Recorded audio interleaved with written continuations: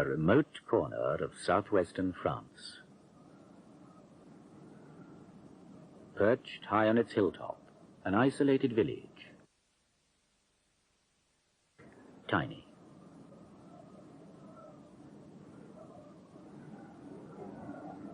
Rennes-le-Château, a village forbidden to the archaeologist. Fouille interdite, excavation forbidden. Why? What could there be hidden in so insignificant a place that would be worth digging for? And what has he to do with it? What secret does this parchment conceal? What connects this gravestone with this painting by Poussin? And what link is there between St. Dagobert, the Emperor Titus, and this French priest? What great treasure did he find here 80 years ago?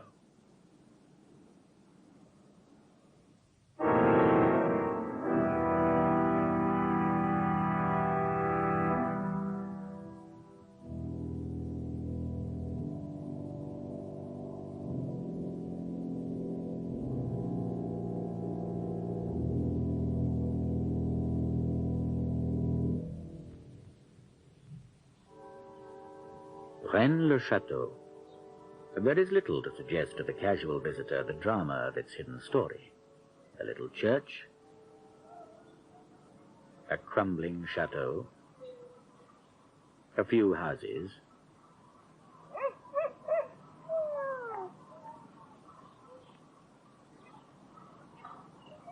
and 60 inhabitants. To this dot on the map, in the late 1880s, was sent a young priest, Bérenger Saunière, a virile, handsome, ambitious man, to whom this village must have seemed a place of exile, a dead end. His first years here were a time of poverty and hardship. His accounts show, over 16 months, expenses 90 francs, £3.60, income only 25 francs. Unable to afford even a modest lodging, his home was a crumbling shack, even more dilapidated than his little church. The state of the church fabric caused Saunière much concern. This building, which should have been the centerpiece of his life and of the lives of his flock, was growing daily more ruinous.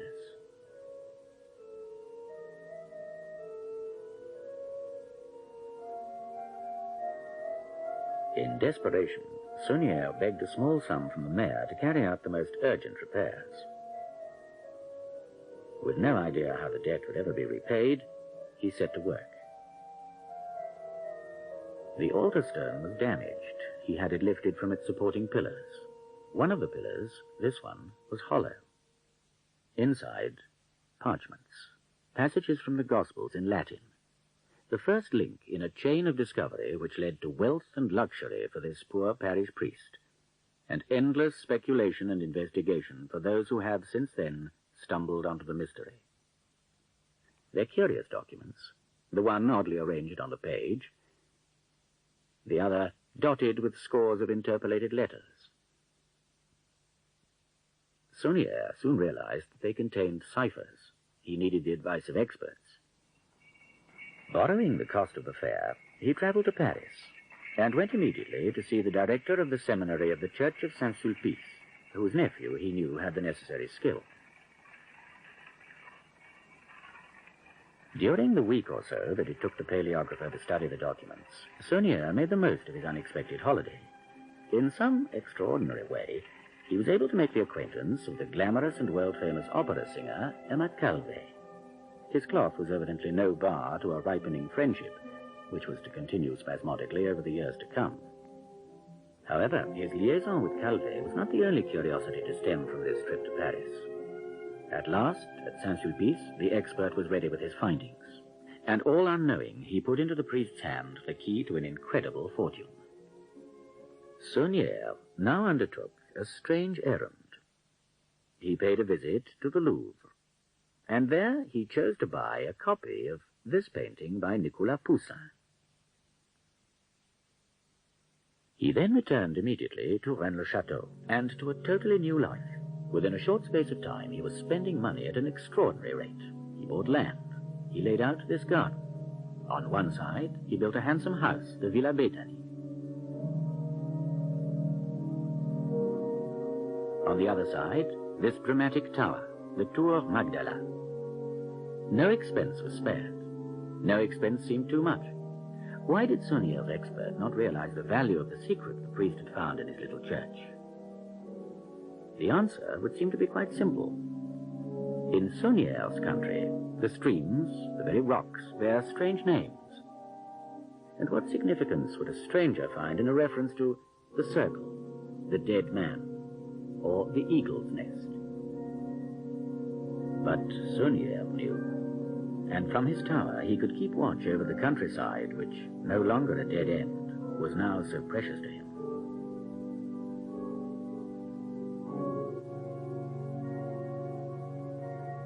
His newfound wealth depended on a secret, and Saunière took pains to protect it. Some of the gravestones in his churchyard were evidently connected with the mystery. He obliterated the inscriptions, moved stones. Under this arch is one of them, featureless now. But by a lucky chance, the wording had already been copied by a collector of tomb inscriptions. This is what Saunière took such pains to wipe out. This stone lay on the grave of Marie de Negri d'Ablesse, Countess of Blanchefort. And this is the headstone of that same grave.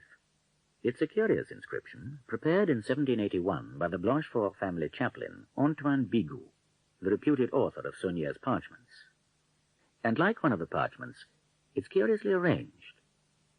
For example, the initial M of Marie has been separated.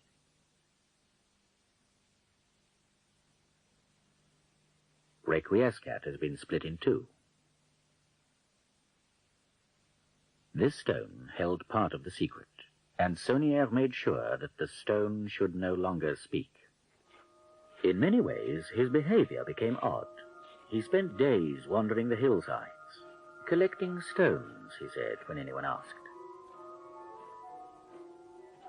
And indeed, he did bring back stones, with which he built a grotto. This is all that remains of it today. What was he up to? In part, the answer lies in the church, which was totally restored and redecorated at Saunière's own expense. A labor of love, perhaps. After all, it was here that he'd found his precious parchments. The bizarre significance of all this will be examined later. Naturally, his superiors demanded an explanation of his sudden wealth, but they met with a cool response. Secrets of the confessional, gifts from wealthy people, who, I may not say. Saunière's lips were sealed, and remained so. And for the rest of his life, 25 years, he lived luxuriously, the possessor of a seemingly bottomless purse. What treasure could he possibly have found in this remote and isolated spot? The pillar gives us the first hint. Saunière has carved on it the date of his discovery, 1891, but it dates, in fact, from the dark years of the Visigoths, one of the Germanic tribes who in the 5th and 6th centuries swept across Western Europe. This tiny village is all that remains of a mighty city. Spread there below us in the valley was once Ayreda, fortified citadel, powerful, boasting 30,000 inhabitants. Ayreda, one of the great strongholds of the Visigothic kingdom. But before the Visigoths, the Romans were here, mining the hillsides for gold. The Visigoths and the Romans had crossed paths elsewhere than here.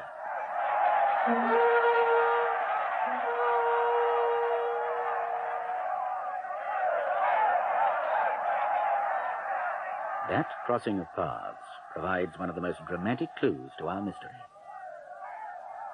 In 410 AD, the Visigoths sacked Rome. The historian Procopius describes their booty, and one part in particular. The treasures of Solomon, the king of the Hebrews, a sight most worthy to be seen. For they were adorned in the most part with emeralds, and in the olden time they had been taken from Jerusalem by the Romans. By the Emperor Titus, in fact, in 70 AD. carried home in triumph and depicted here on Titus's arch in Rome. And so the treasure of Solomon's temple was carried off by the Visigoths. In the 5th century, their kingdom straddled the Pyrenees. Their accumulated booty was well guarded. That part which was used to finance the running of the state was held at Toulouse, and in 507 AD was captured by Clovis, king of the Franks.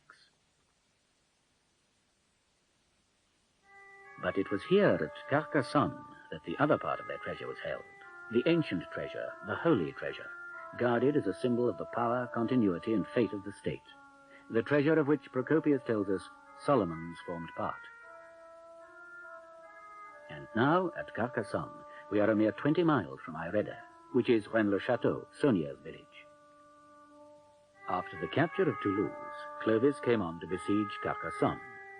For he well knew that the royal treasure was there. That treasure which aforetimes Alaric the Elder had taken as booty when Rome fell to his hand. But the Visigoths were more tenacious here. The holy treasure had to be protected. Clovis failed in his attempt.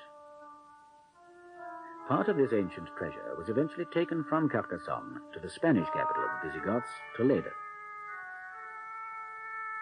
This is some of that treasure. Hidden for security when the Arabs attacked Toledo in 711, this precious hoard was discovered in the 19th century at Guarazar.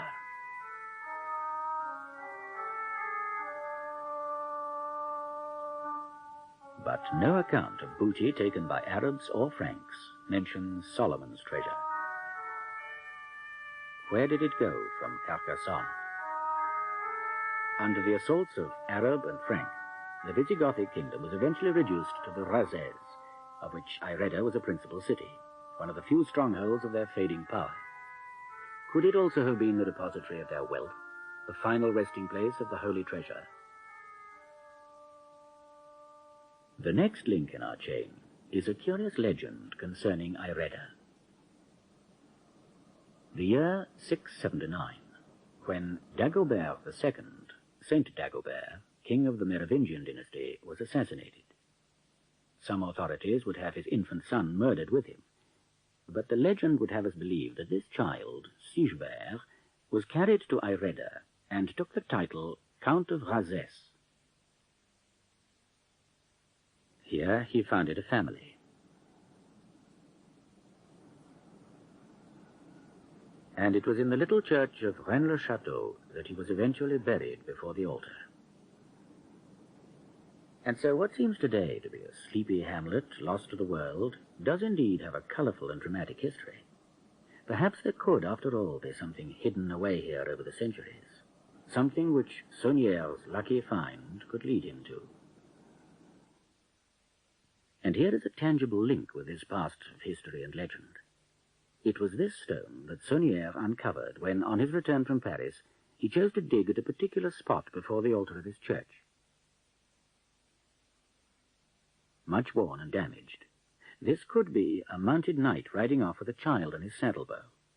It could depict the rescue of Saint Dagobert's infant son, Sigebert.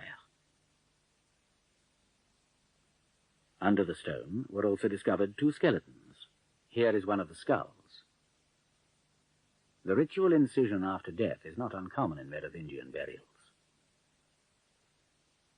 And here, in this reliquary, is a holy relic said to be the skull of St. Dagobert.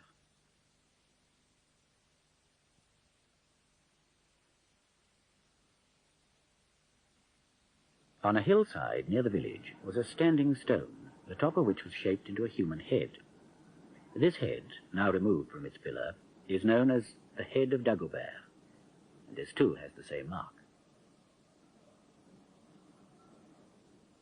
Had Sauniere's mysterious parchments thrown some light on the legend of Dagobert? An examination of them immediately raises several points. In this one, the text is clear, but it's rather oddly arranged on the page. In this one, there are the interpolated letters.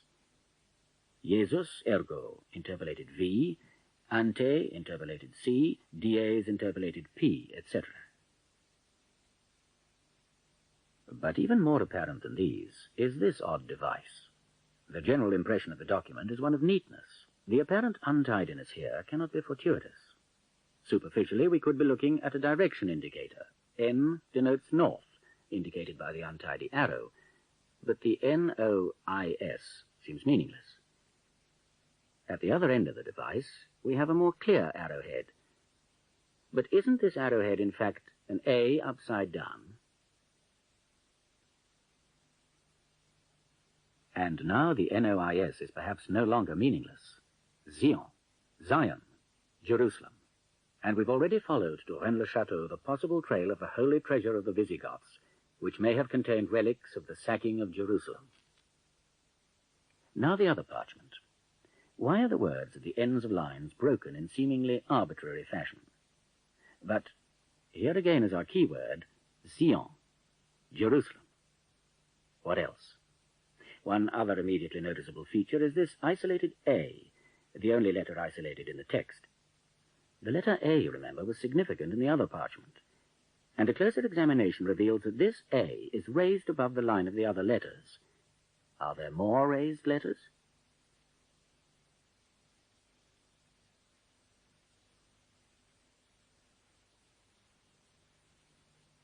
What message is being spelt out?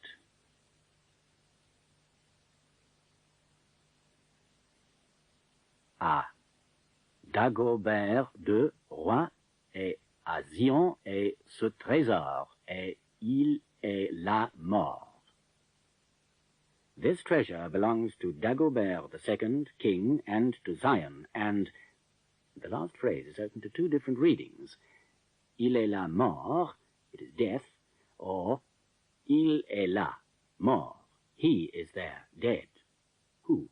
Dagobert?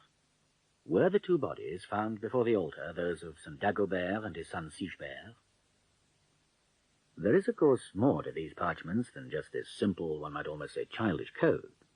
But being easy to find, the code in effect says to us, you're on the right lines, now look further. Saunière evidently did, and found his crock of gold. Whatever it was that he found, he was certainly jealous of the secret, but by no means selfish in his distribution of the benefits. He entertained lavishly. He made many charitable gifts. Local families received open-handed help. He built this water tower to give his parishioners piped water to their homes. He had the rough 4-kilometer-long dirt track made over into a good modern road. And he gave away not only money. To a fellow priest he presented an ancient and beautiful chalice. To another, a collection of ancient coins like these, some of them dating from the time of Dagobert.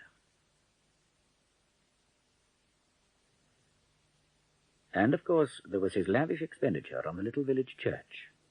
But this was not a simple act of generosity. It was Saunière's contribution to the pattern of mystery surrounding his treasure. Externally, there seems to be nothing exceptional here. But overhead, as we approach the door, terribilis est locus iste. This place is terrible.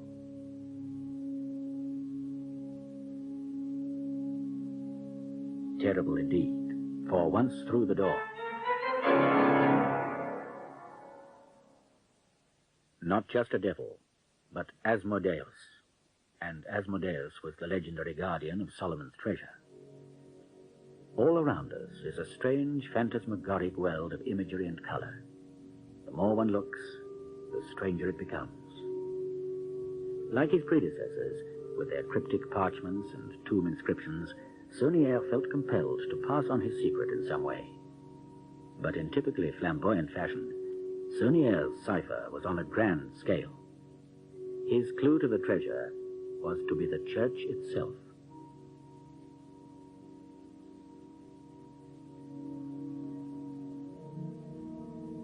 Certainly Saunière's bishop was disturbed when he came to bless the restored edifice. Thereafter it seems he paid the church no further pastoral visits. But what is Saunière saying to us in this mass of imagery? A few of the features will give an insight into his methods. For example, here Christ succors the afflicted. He stands on a flower-strewn landscape, un terrain fleuri. but Fleury was the name of one of the local noble families. Terrain fleuri, flower-covered landscape, or Fleury domain. And in the foreground of the Fleury domain is a purse, so full it has burst open. To the right of the little hill on which Christ stands is a castle ruin. To the left, a hilltop village. From down in the valley below Rennes, one can see the village, then on the skyline a pointed hill, part of the Fleury estate, then the Château of Custosa.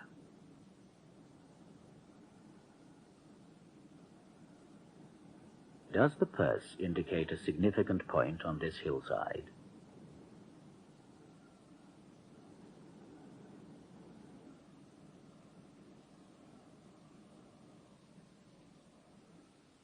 Here at the altar, scene of Sauniere's original discovery, is a painting to which he evidently attached considerable importance. Although everything in the church was made to his detailed instructions, this painting Saunière did himself. Again, we're in a cave, or grotto. Did the one that Saunière built once resemble this? Through the cave mouth, we can see a landscape, another hill, a castle ruin. That hill, its silhouette is unmistakable. The dominant feature in the countryside at Rennes is the hill of Cardou, the eagle's nest, and the castle, again Custosa in the valley below the village. Is Saunière showing us the view from a real cave mouth somewhere in the area? And is the cave mouth the spot indicated by the bag of gold on the terrain fleuri? All these are speculations. But not all Saunière's hints are possibly meaningless reproductions of local vistas. Some are much more subtle. The devil again. The pose, the whole set of his body is strange, as if he's sitting. But where is his chair? In fact, it's on a hillside south of the village. To the locals, this stone is known as le fauteuil du diable, the devil's armchair. His hand, this odd, precise gesture, the thumb and forefinger forming a circle.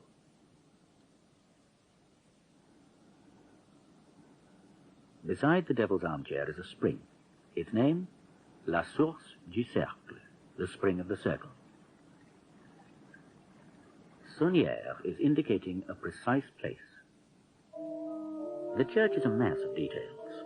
The stations of the cross present many unexpected features.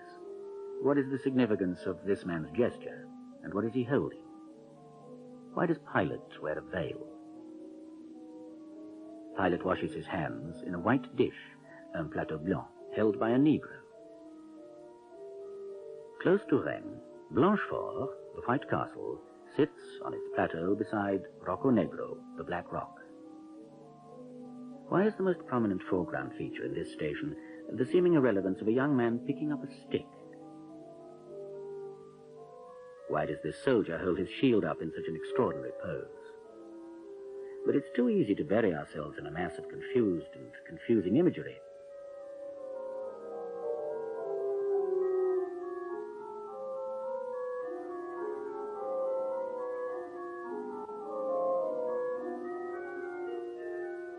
In fact, it's quite simple to show how very precise Saunière was in his indications, once we can understand his language. Station 6. Veronica wipes the face of Jesus. We must examine the separate components of this picture and define them in precise, though simple terms. First, the soldier holds his shield on high.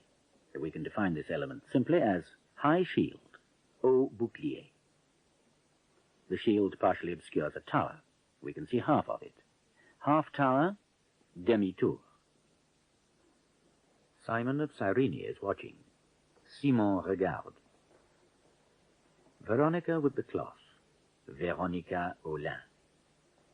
These will suffice to show the precision of Saunière's cryptic language. In this station he is playing with words. High shield, haut bouclier. But we're also saying haut bouclier. Demi-tour, half a tower, also means a half turn. Simon regarde also says Cime on regarde. Véronica Aulin also says, vers au nid Kaolin. What is the message? Au bouclier, at the end of the enclosure, demi-tour, make a half-turn, vers au nid, towards the high nest. Is this Cardou, the eagle's nest? Yes, Cardou is a china clay hill, Kaolin, Kaolin. Cime on regarde, the crest one is looking at. So, Station 6 tells us to go to the bottom of the enclosure, make a half-turn towards Cardou, and the crest we can then see, crowned with the ruins of the Château of Blanchefort. That is the relevant thing. Where do we go from there? Well, there are 14 stations.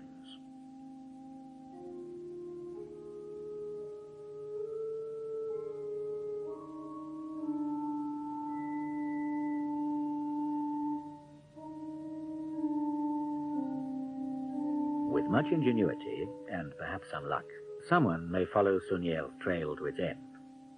But even so, will there now be anything left to find? It seems likely. Only 2 days before suffering a fatal stroke in 1917, Saunière had signed the contract for new major building works, a project to the tune of 8 million francs. There's no reason to doubt that he would have been able to foot the bill. Naturally, the will of so wealthy a man was read with interest. But even from beyond the grave, Saunière could continue his game of secrecy. His will showed that he owned nothing. Everything, his houses, his land, all his goods and chattels, proved to have been in the name of his housekeeper, Marie, his faithful servant since the days of his poverty. But did she also possess the secret? Again, it seems likely. She lived in comfort for the remainder of her long life, dying as recently as 1953, when she was laid to rest at Saunière's side.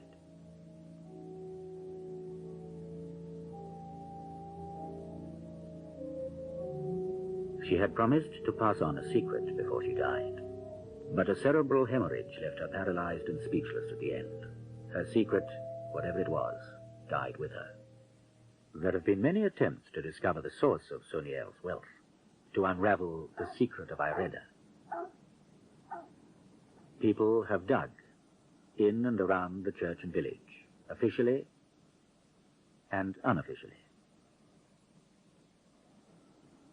Saunière knew that the hunt would begin after his death. On his deathbed, he felt compelled to impart some terrible confidence in his final confession. What could it have been? But has anyone else followed Saunière's path to the Crock of Gold? There's one great handicap for those who would make the attempt. Of the 4 parchments which gave Saunière the key, only 2 remain. Even so, this parchment can open for us one more door. There's an extremely complicated cipher concealed in the interpolated letters. In part, it tells us that Poussin holds the key. Poussin. When Saunière was given the decipherments in Paris, he bought a copy of Poussin's picture, Les Bergers d'Arcadie, the Arcadian Shepherds. Painted in Rome, round about 1640, it has so far been held by art historians to be the pure product of Poussin's imagination. The shepherds are studying an inscription on the tomb, Et in Arcadia ego, even in Arcady, I, death, am present. In some way, this must throw a light on Saunière's story. Saunière, as we know, concerned himself with tomb inscriptions. He obliterated the words on certain stones in his churchyard. In particular, this stone, which lay on the tomb of the Countess of Blanchefort. But a copy of this inscription, as we also know, still exists. And here, obvious and yet disguised, is our link with the Poussin painting. Apparently part Latin, part Greek. The 2 lines seem meaningless.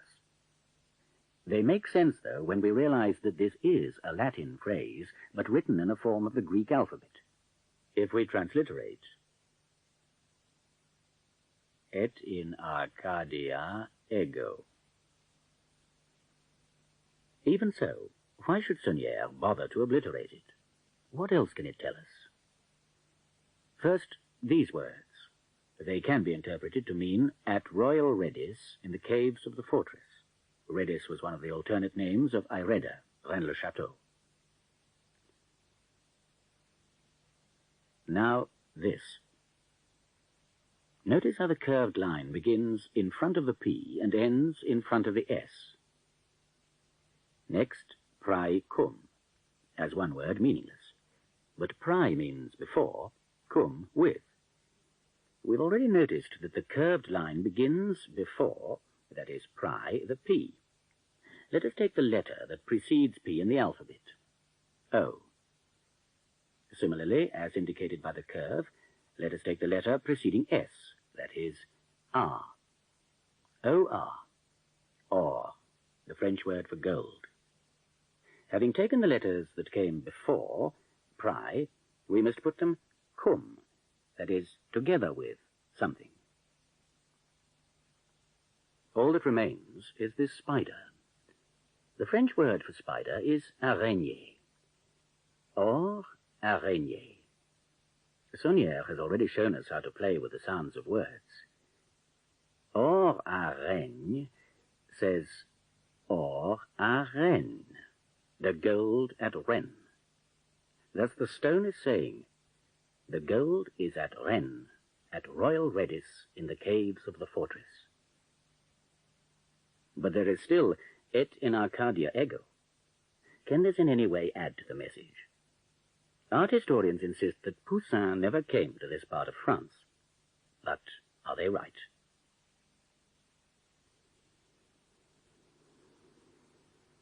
The resemblance is striking. The only addition seems to be a narrow ledge which has been built along the front. But incorporated in the ledge is this round stone, in precisely the correct spot. And close behind the tomb, a tree still grows. There would seem little doubt that this strange structure is indeed the tomb in the Poussin painting. Even his imaginary landscape is there, though subtly recomposed to suit the painter's eye.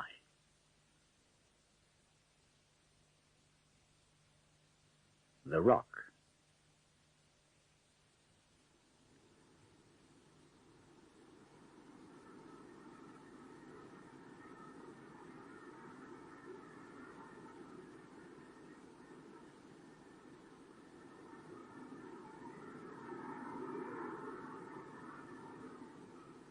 The remains of the Château of Blanchefort, also there in the painting.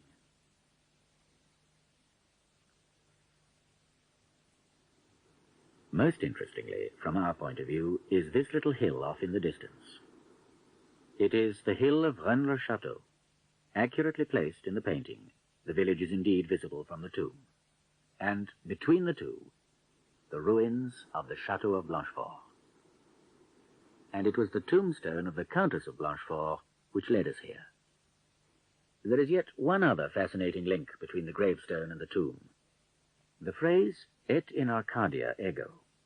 It is broken after et in arc. Arc. Remember the whole deciphered message.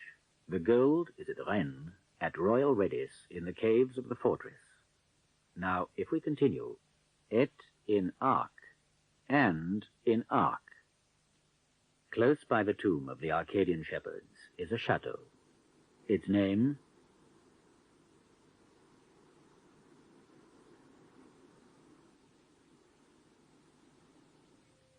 Ardia ego still remains a mystery, though of course there are theories. The hunt for Saunière's gold is still very much alive. All the answers have not yet been found. While this film was being shot, an attempt was made to break into this tomb. And someone shattered the Countess of Blanchefort's gravestone. There are still those who would give much to discover the source of Saunière's wealth, to decipher the clues.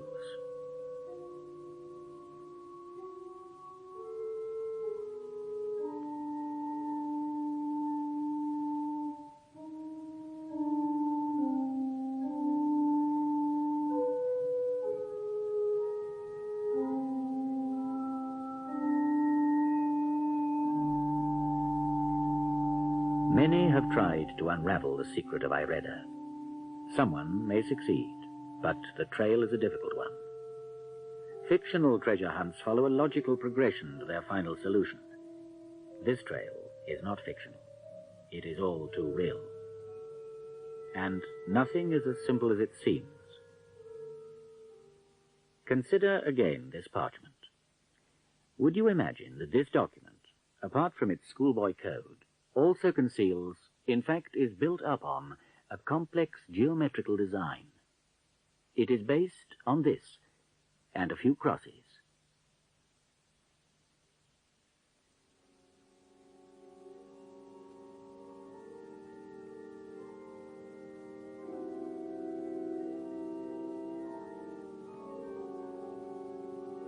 What does it mean? The answer to that question, and to many more, lies lost and sleeping on that mountaintop. Henry Lincoln is a writer who for the last 2 years has been trying to find that answer. One of the most interesting, perhaps one of the most productive ways to find a path through this morass of conflicting and confusing evidence is to try to find some sort of understanding of the character of Bérenger Saunière. I've been told that he was a vulgar crook. I've also been told that the only mystery surrounding his treasure is the names of the 3 or 4 wealthy people who were giving the money to him. But that, to me, makes even a greater mystery than the one we're engaged on. Why should 3 or 4 wealthy people give him money? One of the most, perhaps, interesting hypotheses which has been put forward is that the parchments that he found were in fact genealogies relating to one of the European royal houses, and that he sold these parchments, the genealogies, to the royal house in return for an annuity. Now, if Saunière were just a vulgar crook, and all that he wanted was the money, then once he'd got his annuity, why didn't he go to Paris and enjoy the flesh pots? Why did he stay in this little tiny village, only a few miles from the place where he was born? Over the centuries, there have been persistent legends of the lost gold or a treasure in this area. For instance, during the Middle Ages, the religious military order of the Knights Templars brought in gold miners into the area, or so it was said. They were kept totally segregated from the rest of the population. And yet it seems likely that these gold miners were in fact gold workers, reconverting the golden artifacts back into crude gold, which they could bring out of the gold mines. But what about Poussin? I am totally convinced that this painting represents the tomb and landscape of Arques near to Rennes-le-Château. But Poussin's life is very well documented, and there seems to be no evidence that he ever came to this part of France. No evidence, that is, apart from Les Bergers d'Arcadie. There is, however, one hypothesis which could fit the facts. There's a period in his early life when his movements are known with much less precision. It's possible that he came here at that time and did the sketches from which he later painted the picture. But why should he do this? Is there any reason to suppose that the sketches had any more significance to him than merely the depiction of an interesting piece of landscape? Is there anything to suggest that Poussin was the possessor of some sort of secret? Here is a letter addressed to Nicolas Fouquet, who was superintendent of finances in the court of Louis XIV. It's a letter from his brother, who had just paid a visit to Poussin in Rome, dated the 17th of April, 1656. This letter has never until now been fully understood, but in part it says this: "He and I discussed certain things, which I shall with ease be able to explain to you in detail. Things which will give you, through Monsieur Poussin, advantages which even kings would have great pains to draw from him, and which, according to him, it is possible that nobody else will ever rediscover in the centuries to come. And what is more, these are things so difficult to discover that nothing now on this earth can prove of better fortune nor be its equal." Now, this letter was commented on by an art historian, and he said, "What marvellous enterprise was in Poussin's mind? What secret could he have had that kings would have pains to draw from him? It has been suggested that it could have been an important archaeological find somewhere in or near Rome. But why should we consider that the discovery was made in or near Rome? Could it not equally well have been in or near Rennes le Château?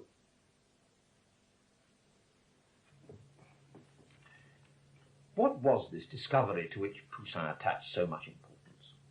Could it be that he discovered the whereabouts of the treasure of the Temple of Jerusalem? Well, I'm perfectly well aware that there are lots of theories as to the whereabouts of the temple treasure. It's been suggested that it's at the bottom of a river in southern Italy, that it's in Carthage, that it's in Byzantium, or that it's somewhere at the bottom of the Mediterranean Sea. It's interesting that Hitler seemed to agree that it came into this part of the world. During the war, the Germans occupied Carcassonne and the inhabitants of the old city were evacuated, and the Germans dug there. They didn't find anything, but then I think at Carcassonne they were 20 miles off course. Throughout this whole investigation, I've been trying to find the motives behind the people who have hidden away the way through to this treasure. Could it just have been a simple hoard of gold? Mustn't it be something more important as a discovery, something like the temple treasure? It was a disturbing discovery in some ways. Saunière, in fact, felt compelled to pass it on, as did everybody who has left indications to the story. It's rather like the legend of King Midas, whose touch turned everything to gold. When the barber discovered that the king had ass's ears, he felt compelled to pass on the secret, and so he dug a hole in the ground and whispered it there. Saunière felt the same compulsion, and so he left us his curious church. But that wasn't enough. Something still burdened Saunière's conscience. On his deathbed he made a confession. The priest who heard it was deeply disturbed. It's said by those who knew him that when he left Saunière's deathbed, he was white and shaken, and for 6 months thereafter he didn't smile at all. What terrible confidence had he received? Surely not just that Saunière had cashed in on a lucky find of gold. No, there is something extraordinary waiting to be found here, and in the not-too-distant future it will be.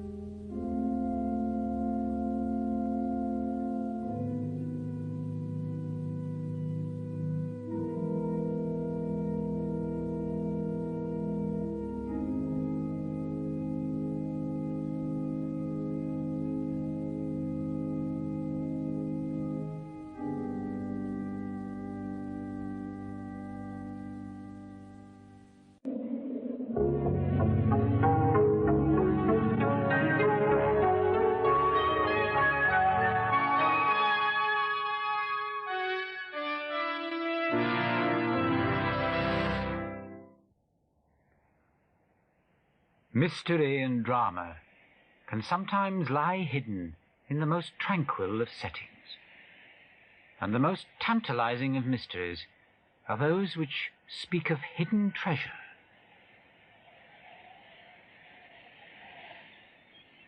This remote mountaintop village in southern France might well conceal that tantalizing X which marks the spot on a treasure map.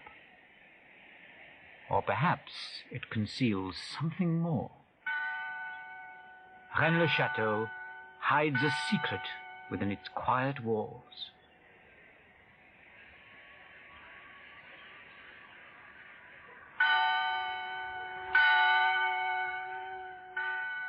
Its little church and unimpressive chateau watch over the centuries-old village where a mystery waits to be unraveled. The story of Rennes le Château involves a priest, a painter,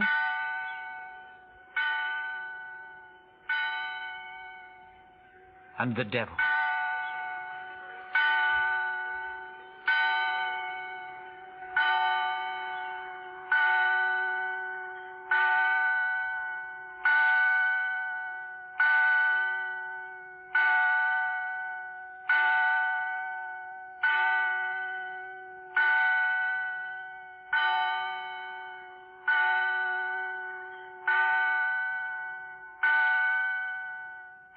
Once a great Dark Ages treasure of gold and jewels was somewhere in this area.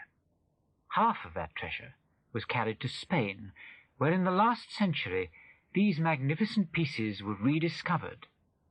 Many think the other half could still be hidden near the village. Others speak of the treasure of Solomon's temple, which the Emperor Titus carved onto his triumphal arch in Rome. Few who have climbed this hill have dug as deeply into obscure areas of religion and mysticism as Henry Lincoln, an English writer. In a previous chronicle, he told the strange story of Bérenger Saunière, who came to this village as priest in 1885, whose account books show him to have been all but penniless. Yet in 1891, this penniless priest found a limitless source of wealth when he discovered in a hollow pillar in his church the key to wealth.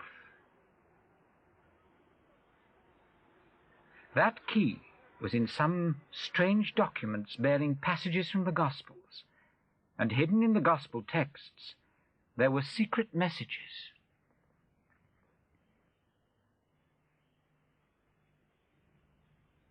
For years, Henry Lincoln returned continually to the mystery of Rennes le Château, only to find the trails leading him on to Paris, where in 1891 the priest Saunière offered the parchments to skilled paleographers at the church of Saint-Sulpice.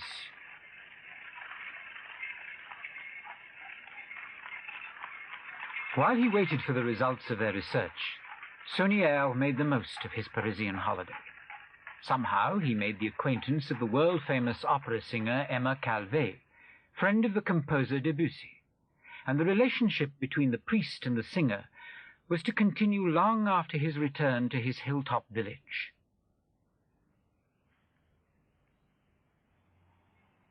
At last the experts at Saint-Sulpice were able to give Saunière what he needed. There was nothing now to keep him in Paris, except one brief and strange errand. At the Louvre, he bought a copy of a painting by Poussin.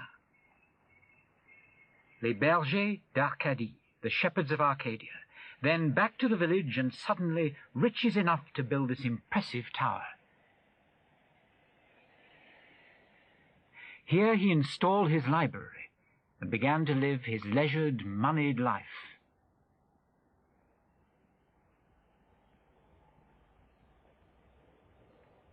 He entertained generously.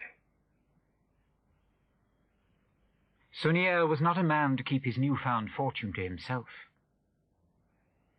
For his villagers, he built this water tower to provide piped water to their homes, and he had the 3-mile-long dirt track to the village made over into a good modern road.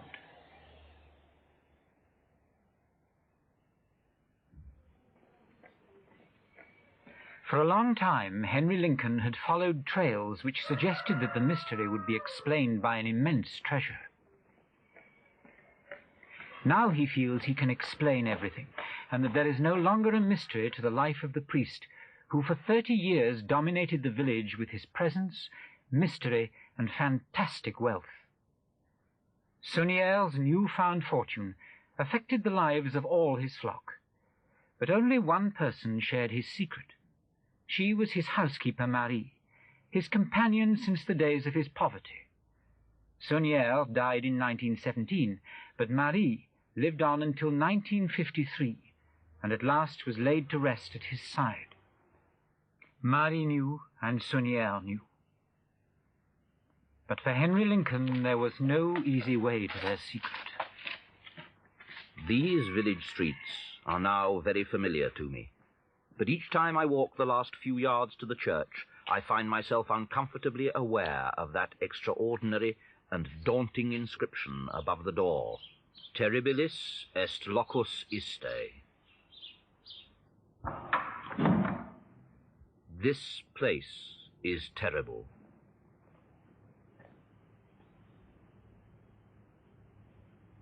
Are the words a warning, or are they merely to make us aware that here we must expect the unexpected? Everywhere, the church is covered with flamboyant, detailed decoration, slightly disturbing, slightly uncomfortable, and yet curiously lacking in atmosphere. The church has been sucked dry. The statues seem blind and remote. There is a strange emptiness here, a confusing, puzzling, mysterious mass of detail which seems to be trying to say something, though the voice is muffled. The total effect is almost overpowering. There is no delicacy here, rather a flamboyant expression of enormous vitality sliding towards bad taste. In its vulgar charm, it seems to be echoing the character of its creator, Bérenger Saunière, the priest, who seems to be taking a delight in playing with us, giving us clues, like the irrelevant money bag that lies at the foot of the hill where Christ succours the afflicted, or like this hideous devil who awaits the visitor just inside the door. Is Saunière trying to show us what the parchments showed him? Perhaps if we could read the secret messages, we too could be led to the source of Saunière's wealth. The first message, in fact, is very easy to find. It's on this parchment. Now, the first thing we notice about it is that it's very oddly arranged on the page. The oddities stare one in the face, and their object is merely to say, you are right, there are secret messages, keep looking. And here is the first message, found quite simply by identifying those letters which are raised higher than the rest of the text and reading them off in sequence. Later messages will not be quite so easy to find, but this one is childishly simple. It says, à Dagobert deux rois et à Sion et ce trésor, et il est la mort. This treasure belongs to Dagobert II, king, and to Zion, and he is there dead. So the message makes it quite clear that we are dealing with treasure, and a treasure that belongs to Dagobert II, who is presumably the he who is there dead. Dagobert was one of the last kings of the Merovingian dynasty of France. He was assassinated in the year 679 AD. It is perhaps not impossible that a Dark Ages royal treasury could be hidden away here. But Zion is Jerusalem. And the treasure of Jerusalem, the treasure of Solomon's temple, was carried off by the Romans, who sacked the city in 70 AD, as this painting shows. Interestingly, this is also a work by Poussin, who will play a large part in our mystery. How can the treasure of Jerusalem possibly be linked with Rennes-le-Château? Saunière proudly had the date of his original discovery, the discovery of the parchments, carved onto the pillar where he'd found them, 1891. But in fact, this pillar dates from the time of the Visigoths, a Germanic tribe who came from the east and settled in this part of the world. Their kingdom spread across southern France, over the Pyrenees, and into Spain. They kept part of their treasure, the booty from their many wars, at Carcassonne. And at Carcassonne we are barely 30 miles from Ayreda, one of their last strongholds as their power faded. And Ayreda is today Rennes-le-Château. And it was these same Visigoths who had sacked Rome in the year 410, and in their turn had carried off the treasure of Jerusalem.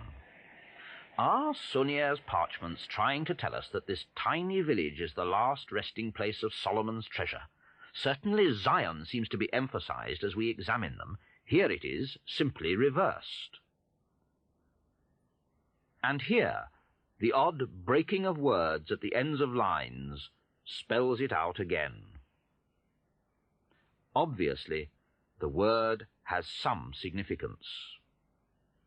But before we accept Zion as Jerusalem, something else must be considered. These letters, P.S., they figure again here on a strange grave inscription. My researchers had thrown up several times the name Priory of Zion. Could this be the meaning of P.S.? Are we in fact not talking about Jerusalem, but about this mysterious priory? And if so, what is it? Well, one answer would seem to be some sort of secret society or order. And this thought leads to another fascinating possible trail. Many secret orders claim some descent from or connection with the Knights Templar, a religious military order founded by a group of French knights in 1119. Their declared object was to safeguard the highways for pilgrims and to retake the Holy Land for Christianity. Their name, Templar, comes from the establishment of their order actually on the site of Solomon's Temple in Jerusalem. And for many years they fought valiantly against the Saracens in the name of Christ.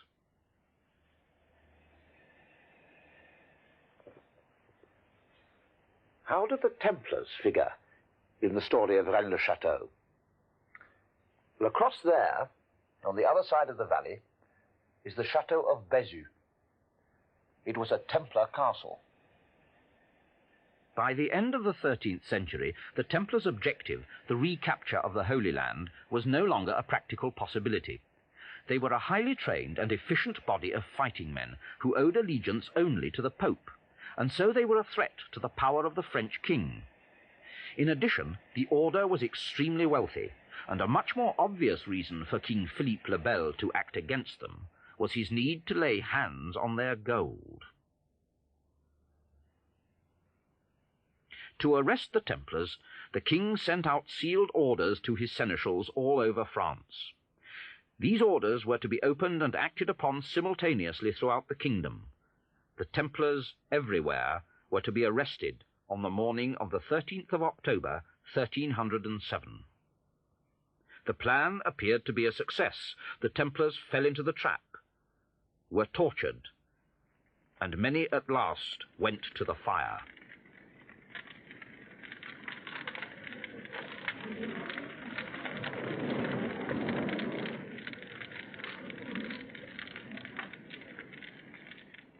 But although the order was suppressed, one group of Templars completely escaped the king's net.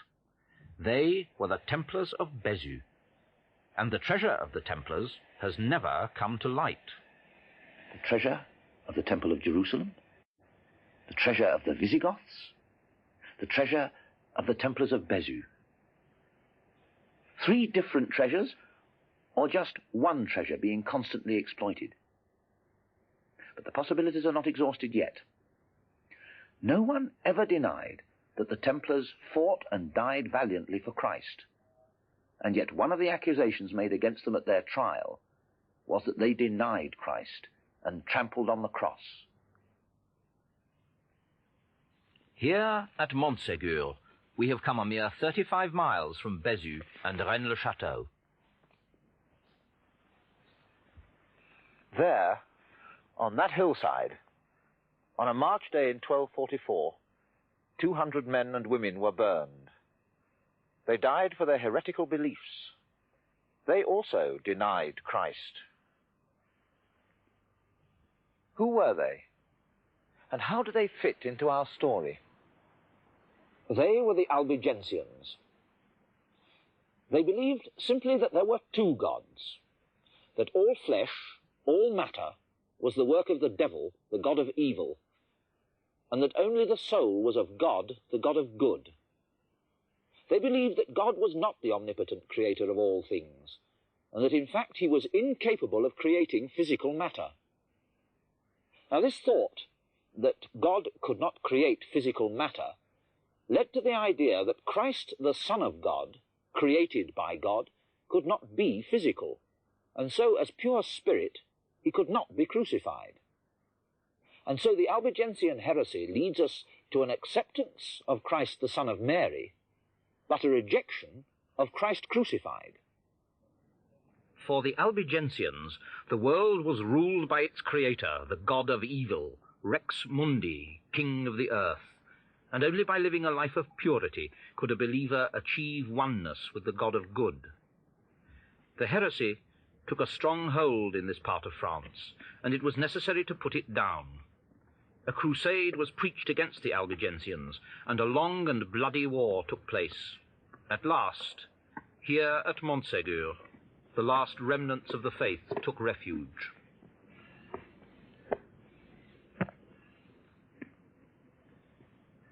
At the beginning of March 1244, on this lonely mountain, the position of the besieged heretics was hopeless. They parleyed with their attackers and were granted surprisingly lenient terms. For those who would abjure their faith and return to the church, there was life and freedom. Only the obstinate were to go into the fire. And most astonishingly, they were granted a 2 weeks' truce in which to make up their minds. During that time, no one was to enter or leave the castle, on peril of having the lenient terms withdrawn. And yet, during those 2 weeks, 3 men climbed down from this incredible pinnacle and slipped away. They carried with them, it was said, the treasures of their faith. Whatever it was, in helping them to escape, those who remained behind were risking their own lives. What could it have been? After all, 3 men can't carry very much, especially when they have to scramble down a sheer mountainside on the end of ropes. It's been suggested that the treasure was a spiritual one. For the Albigensians, there was no spiritual truth in Christ crucified. But could that heresy have survived the flames of Montségur? This cross is in the porch of the church of Rennes-les-Bains, just a mile or so away from Rennes Château. It was put up in 1856, and it is, to say the least, unusual. There, where we should expect to see the body of the crucified Christ, is the Virgin and Child. Has the heresy survived? The substitution on this cross seems to be expressing that seemingly long-forgotten faith. What other strange trails were revealed to Saunière? We've already read one message in the parchments. What more can they tell us? Well, to read the next message, we need a key. And the key is somewhere else. Or it was. Under this arch is a gravestone. It once covered the grave of Marie de Negri, Dame de Blanchefort. Featureless now, the inscription that was carved onto it is gone, effaced by Saunière himself.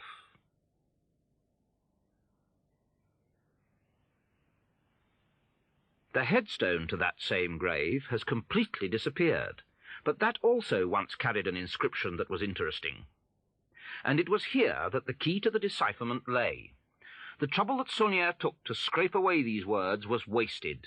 The stones had already been recorded in a little book published some years before. Almost every line on this headstone has a mistake of some sort, and it is on these errors that we must concentrate in order to find the key to the next secret message. In the first line, CG, here lies, has been written with a T, not an I. The last letter of noble becomes a small round E instead of a capital letter. The M of Marie has been broken off. The last E of Negre again becomes smaller than the rest of the text, but this time it is a small square E. Darl should read dables, so an R instead of a B. On the fourth line, another small square E. Further down, a P has been curiously dropped out of place, and again it is written small. In the date 1781, what should obviously be a C has been written as an O. These, then, are the elements of our keyword, simply concealed. 8 letters have been picked out, 4 large and 4 small. The large ones, T, M-R-O. There is only one word that can be formed, mort, death. The small ones, a round E, a pair of square E's, and a P. Again, only one word can be found, épée, a sword.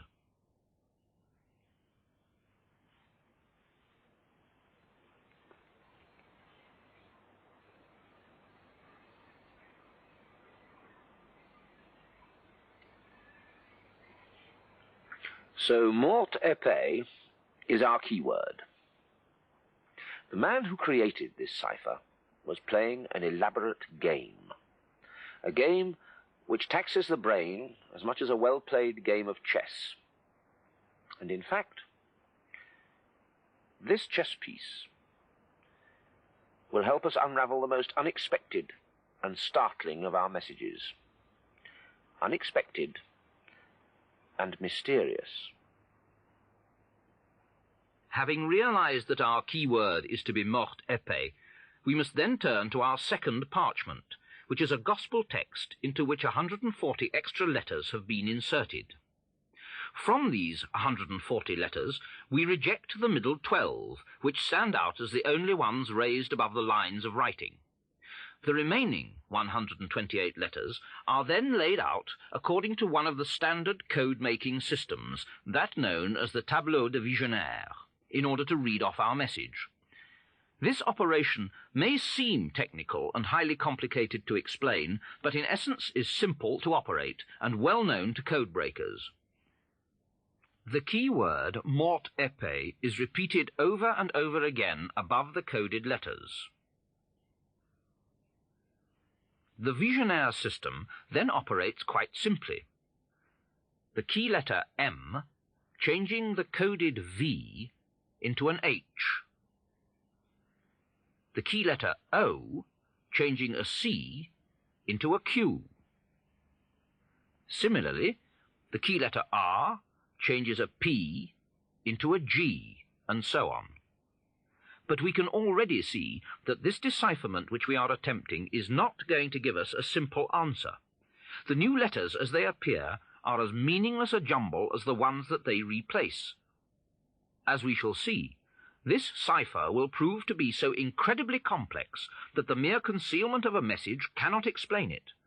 There seems almost an element of ritual involved, the sort of ritual one might expect if we are dealing with secret societies. The decipherer must thread a complicated and precise maze in order to reach his goal. I am making no claim to have broken this fantastic code myself. The key was given to me in France, with the claim that the code had been broken by computers. The thought that this whole cipher might be an elaborate practical joke was ruled out when cipher experts in England assured me that the code, though complicated and perfectly workable, does not present a valid problem for a computer and would need months of work to prepare. As you will see, the complexities will become even more confusing. The only way to break this code is to have the key to the ritual. But now, let us take the next turn in the labyrinth. The new letters we have found are meaningless. We must now go back to the start and shift one place down through the alphabet, so that the first letter H becomes an I, Q becomes R, etc. And this new string of letters still makes no sense. The next step is to take this new jumble of letters with a new keyword. This new keyword proves to be the entire text of the headstone on the left. And from the gravestone on the right, we take PS and Praecum. We now use the Tableau de Visionnaire again, but using the new keyword backwards, ending with PS, Praecum. Yet another series of letters, and still there is no message. And this time, our shift down the alphabet is 2 spaces, so that a V becomes an X, an L becomes an N, and so on. But still, the letters are meaningless. The next step is extraordinary. We must take these, the 4th meaningless jumble of 128 letters, and divide them into 2 groups, 64 and 64. Taking the first group of 64, we lay them out on a chessboard. Then, having selected the correct starting square, we make the only sequence of knight's moves which will cover the entire board, touching each square only once. And now, at last, our clear message begins to form.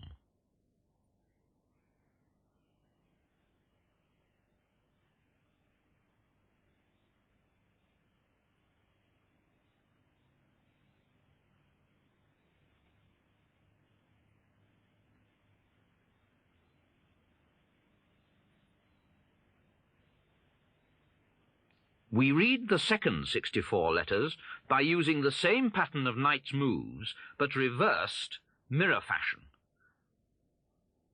And here, complete, is our hidden message. The most surprising and convincing thing about the validity of this decipherment is that after so many letter changes, the final message is a perfect anagram of the text of the headstone which provided the keyword. Shepherdess, no temptation, to which Poussin Teniers hold the key. Peace, 681. By the cross and this horse of God, I complete this Démon guardian at midday blue apples. The message may now be readable, but what does it mean? Much of it I am still unable to explain, but I can clarify one part, which takes us right away from our mountain-top village. The cipher names 2 painters of the 17th century, Poussin and Teniers. How can they hold the key? Can the words lead us to specific paintings by these artists? Shepherdess and Temptation. In fact, Shepherdess is a simple link to Poussin's Berger d'Arcadie, the Shepherds of Arcadia, which hangs here in the Louvre in Paris. A shepherdess, in the company of 3 shepherds, contemplates a tomb in a pastoral idyllic landscape. On the tomb is written the inscription, Et in Arcadia ego. Even in Arcady, I, death, am present. And this links us again to one of the gravestones effaced by Saunière. The link is obvious, yet disguised. It is in the 2 outer vertical columns of letters. The left-hand one seems to be bad Latin. The right-hand one, Greek, but they make no sense until we realize that they are in fact both Latin, and both written in a form of the Greek alphabet. If we transliterate, we have Et in Arcadia ego. Within sight of the graveyard of Rennes Château is this strange structure. It is the tomb of Poussin's painting. Even the round stone on which the shepherd rests his foot is still in its place. Art historians have always thought that this tomb and landscape were imaginary. But can they be right?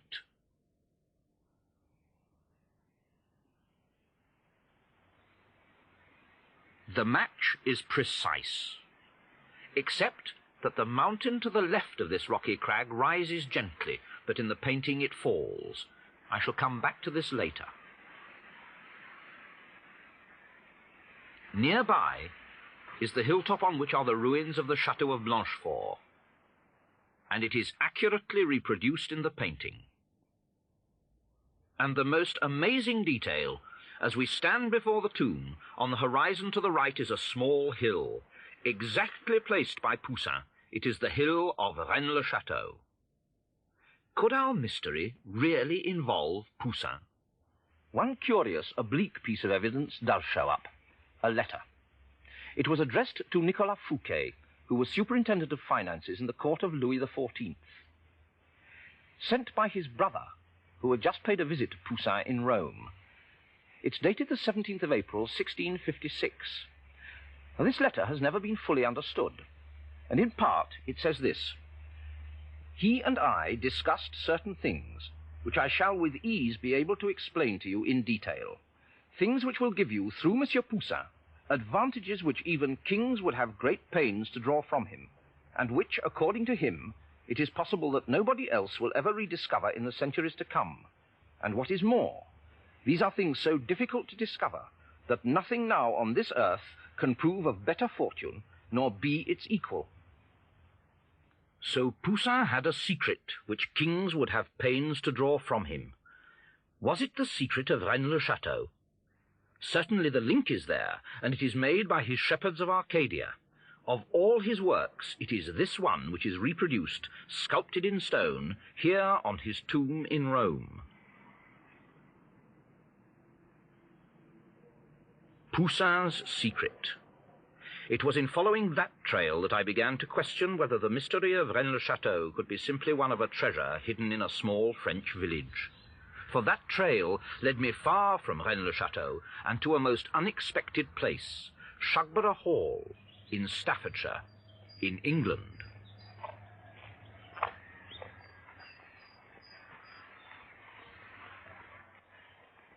Here, in the grounds, is another Berger d'Arcadie in stone. But this time, the figures are reversed mirror fashion, and underneath there is a cipher. No one has ever satisfactorily explained the meaning of these letters. This strange monument was erected in the 18th century, and no one could tell me exactly why. Might not the search for some hidden significance be inflating a simple coincidence into a bizarre extension of the mystery of Rennes-le-Château? The simple answer to that question would have been yes, if Shugborough had not also held another vital link in our chain of clues.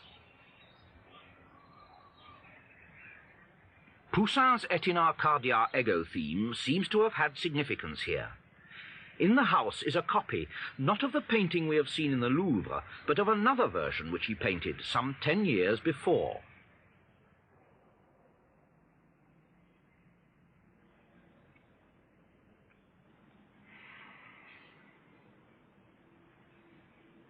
The original painting from which this copy was made is in the collection of the Duke of Devonshire at Chatsworth House in Derbyshire.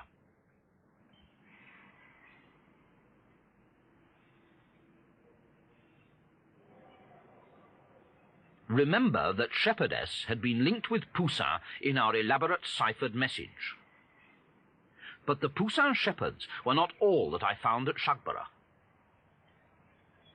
The message had also referred to Teniers and no temptation. This had always seemed to be a link with Tenier's many versions of the temptation of St. Anthony. But no temptation was odd. However, at Shugborough there was one more copy of a 17th century painting, and it was a copy of a Teniers. Not the temptation of St. Anthony, but St. Anthony and St. Jerome, the only St. Anthony theme in which he is not being tempted. Pas de tentation, no temptation.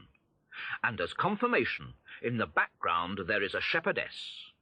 Shepherdess, no temptation, Poussin and Teniers hold the key. Coincidence can only go so far. So Shugborough confirms the links between the painters and their works which were indicated by the ciphered message. The Poussin has provided us with many more tangible clues than the Teniers, so I concentrated on that.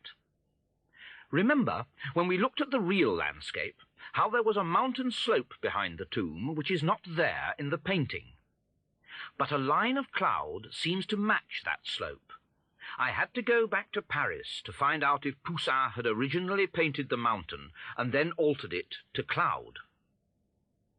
I realized that the X-ray pictures at the Louvre would reveal the truth.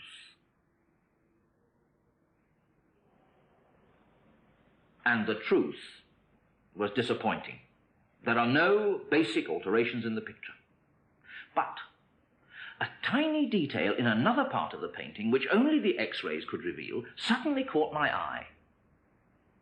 One would expect a picture to be built up from background to foreground. One expects that Poussin would have painted first the landscape, then sketched in the tomb, and then the foreground figures. But here he seems to have done something strange, and it doesn't show on the surface painting. Look at this shepherd's head. Now that we can see the underpainting, it is clear that the line of the stick held by the shepherd is cut off by the line of the top of the tomb. Clearly the staff must have been painted first. Why? One does not expect an artist to work from the foreground details backwards. Having noticed that the staff appeared to have been painted first, I examined it more closely, to find that the line of the shepherd's arm divides the stick exactly in two. This precise half-staff measurement is exactly repeated on the other staff, and here, and here, and in fact in dozens of other places. A curious geometry was beginning to show itself. I needed expert advice. Professor Cornford of the Royal College of Art undertook to analyze the picture. As I worked on the painting, it did seem to me to become evident that there was present in the geometry of it the figure of the regular pentagon. This was a complete surprise. Why? Such a system had been discarded centuries before Poussin's time, so what could the pentagon signify? That is a very ancient symbol, which basically has been regarded as both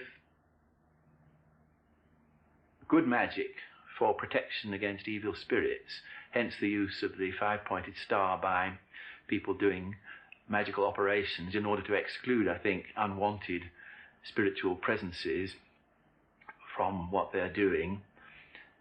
It was also the cult symbol of an ancient religion dating back to 600 BC in South Italy, presided over by, or originated by, Pythagoras. When I saw this from a little way back, I did seem to detect somewhere in this area the presence of what could be a regular pentagon and the angles of the pentagon, and this prompted me to look into the question of what shape Poussin had chosen as the rectangle for his painting. Moving away from my measurements, he established convincing evidence for pentagonal geometry, as the format chosen by Poussin is exactly that rectangle which bears a very particular relationship with the regular pentagon. It is one of the rectangles whose proportions relate to the golden section, the harmonious division of a picture much used by classical painters. That golden section division here defines the position of the shepherdess. Painters of Poussin's time used the golden section as one of the ways of subdividing the area of the canvas. Professor Cornford was not surprised to find this system of harmonious division, but what startled him was the pentagon, and that it was not within the painting, but governed its form from without. And this could only result from Poussin's choosing a precise ratio of height to width for his canvas. The next step was to join the opposite points of the pentagon. This makes a five-pointed star. Every old master painting previously analysed by Professor Cornford had conformed to straightforward subdivisions of a rectangle. The Bérenger d'Arcadie was quite different. The centre of its governing pentagon is simply found. The pivotal centre is the mind of the shepherdess. She dominates the picture as the pentagon dominates her position, defined by a system which for some reason Poussin had resurrected from the past to bring into the 17th century. I was surprised that this should be so, because I would have expected Poussin to have associated himself with the Renaissance philosophy in this matter, rather than to have used the older method. I was also surprised at the degree to which it was possible to conform with both methods simultaneously, almost like a musician writing in two keys at once and making them both harmonize, an extraordinary feat of virtuosity.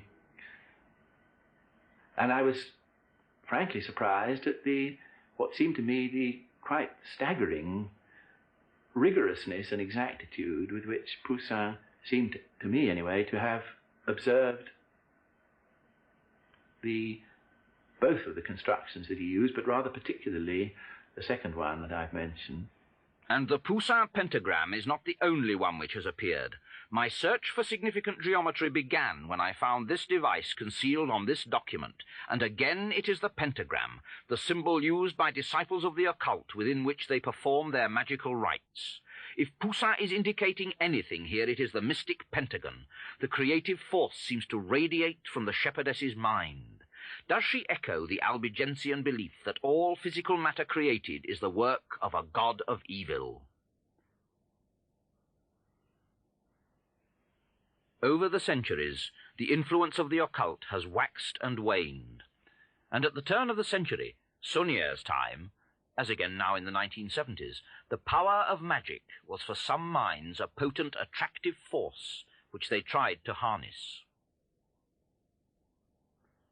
Long months of work have gone into the unravelling of all these ingenious clues, but my fascination with these puzzles and preoccupations with thoughts of treasure had obscured the simple truth which now seems to me to lie behind Sauniere's sudden wealth.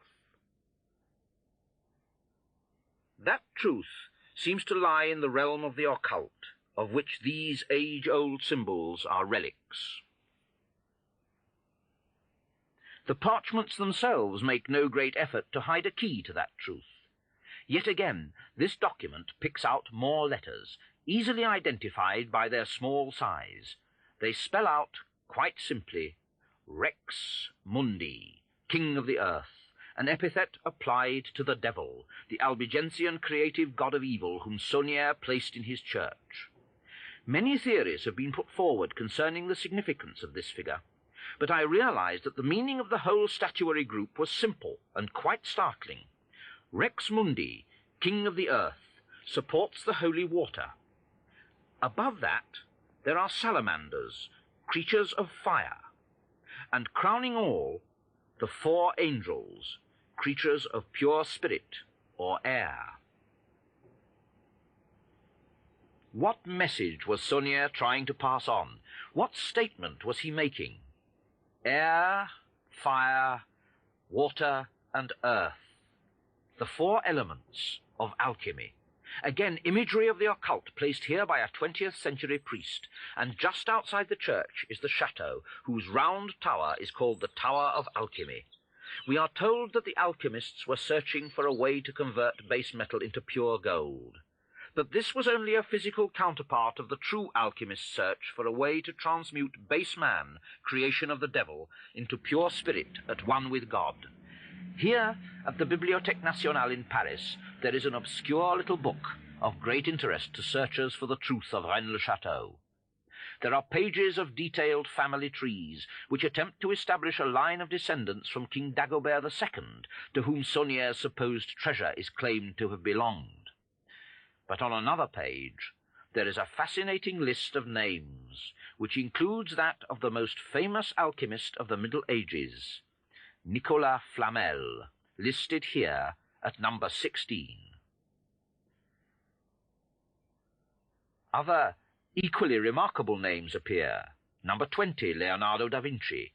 Number 27, Isaac Newton. And finally, Victor Hugo, Claude Debussy, Jean Cocteau. What do these famous men have in common, at least according to this list? Let me remind you of the mysterious letters P.S., which were on the Blanchefort gravestone and on one of the parchments. I suggested that they might possibly represent a secret order, the Priory of Zion, and this list of names is of the alleged Grand Masters of that order, an order which this document claims was founded by the Knights Templars themselves, the Templars who were accused at their trial of denying Christ and trampling on the cross.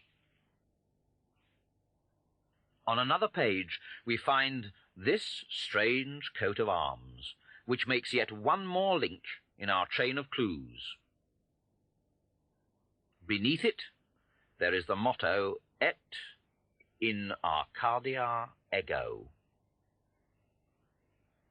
The link with the sculpted monument at Shagbara, copy of the Poussin painting, which shows the tomb near Rennes-le-Château, where this gravestone was effaced by Saunière, who compounded a mystery in his church, where a hollow altar pillar had hidden cryptic parchments which spoke of the devil whom Saunière placed in his church. This priest, who from penury became rich, and yet stayed to minister in the little village church, above whose door he had carved the warning that this place is terrible. Did Saunière's riches come from treasure? Wealthy and distinguished people visited him. Is it possible that some of them, who provided him with all he needed, were his fellows in a secret society of the occult? On his deathbed, he made a confession that profoundly shocked the priest who heard it. Did he admit that, though a priest, he acknowledged, like his heretical forebears, the supremacy of the devil? He knew that after his death, people would speculate on and search for the source of his wealth.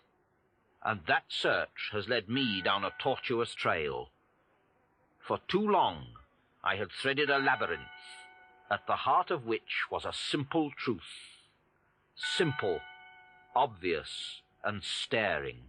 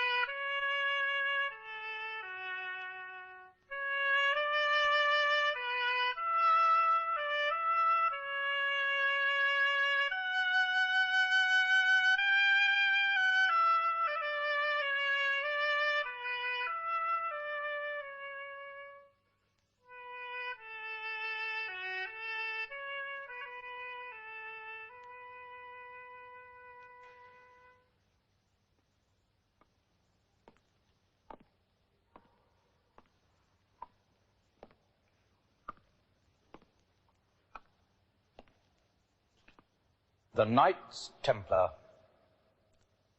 medieval warrior monks, iron soldiers of Christ, whose order ended in blood and fire and mystery. 10 years ago, I began to investigate the story of an obscure 19th century French parish priest. And in attempting to unravel that mystery, I found unexpectedly that the Templars had cast their shadow far beyond the confines of the accounts which you will read in the history books. I found myself following a line of inquiry which shed a new and startling light on these long-dead Knights of Christ. But for me, their story does not begin here, in the Templars' church in the heart of London, nor in Jerusalem, where they apparently began, nor in Paris, where their downfall was plotted, nor indeed anywhere which is part of their known history. For me, the beginning was the story of a man who lies buried here in the French Pyrenean village of Rennes-le-Château.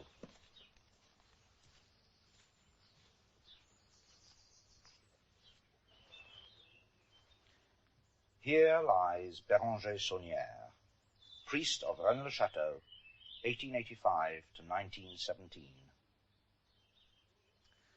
Sometimes when I stand beside this grave, I feel the urge to reach down into the earth and shake those mouldering bones back to life. For nearly 10 years, he's led me a curious dance. I've chased many a false lead, leapt to many a deceptive conclusion, been blinded by ingenious smoke screens, by clues strewn by him and others before him to conceal one astonishing and simple truth.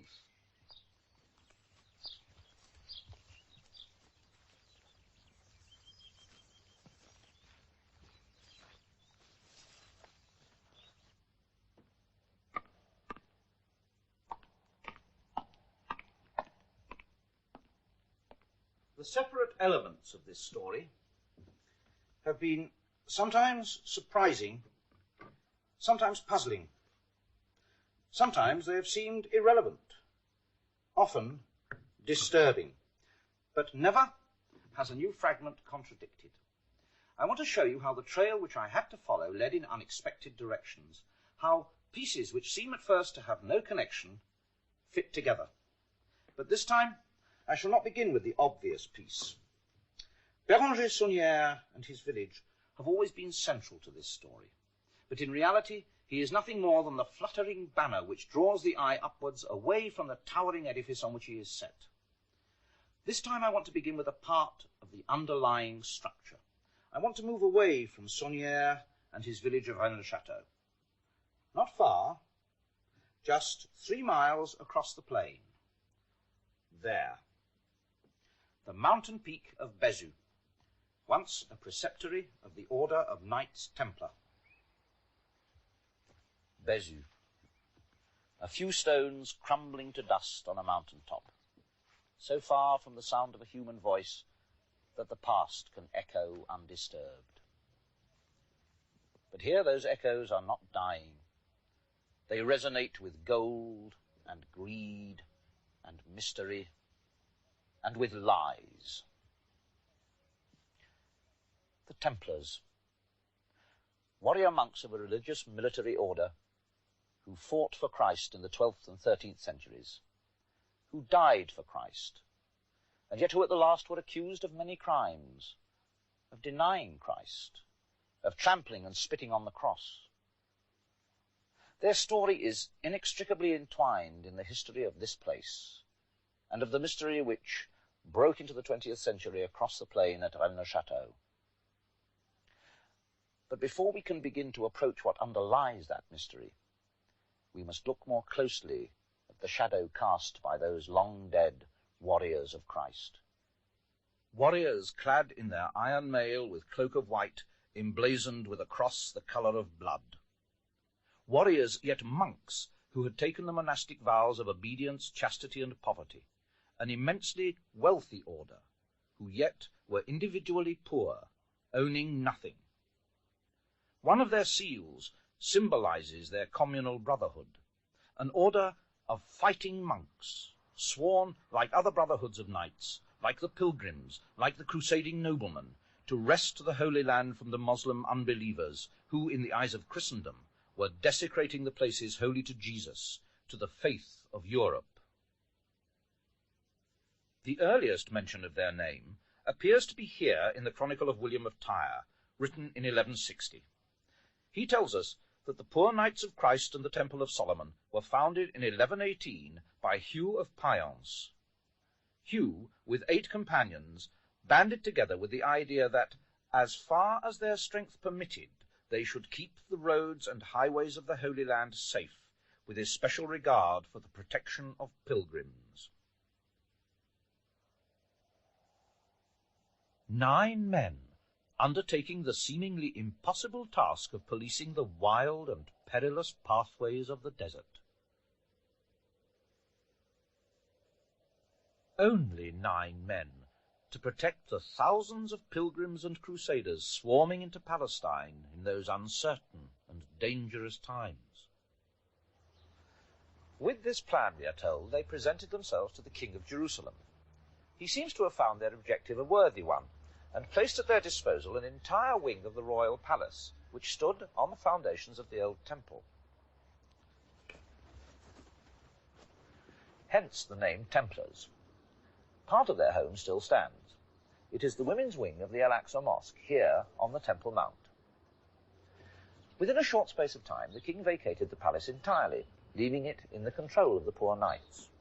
For 9 years, William tells us, the 9 poor knights pursued their objectives, admitting no new members to their order. There is, however, a total silence on what their activities actually were during those 9 years. All that we do know is that for some reason, apart from their mammoth self-imposed task, the Templars also found time to clear the centuries of rubble from this immense area, the stables of King Solomon, which stretch under a vast area of the Temple Mount. Word of the Milice du Christ, the soldiers of Christ, spread back to Europe, and in 1128 the Templars were officially recognized as a religious military order. No secular authority, no ecclesiastical power would hold sway over them.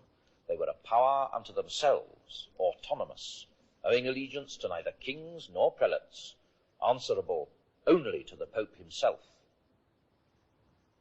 From strongholds outside Jerusalem, they strengthened their grip on the Holy Land. There was a certain glamour to these iron monks, enduring in the name of Christ the burning heat of the desert.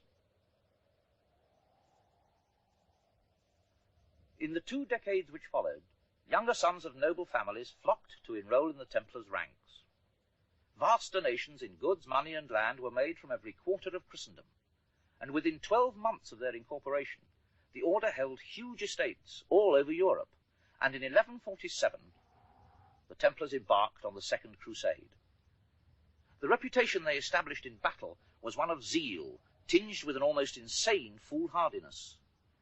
Foolhardy they may have seemed, but their rule forbade them to sue for ransom, or even to retreat, unless the odds were more than 3 to 1. Jerusalem was their home, stronghold of the armies of Christendom, and here the Templar knighthood flourished.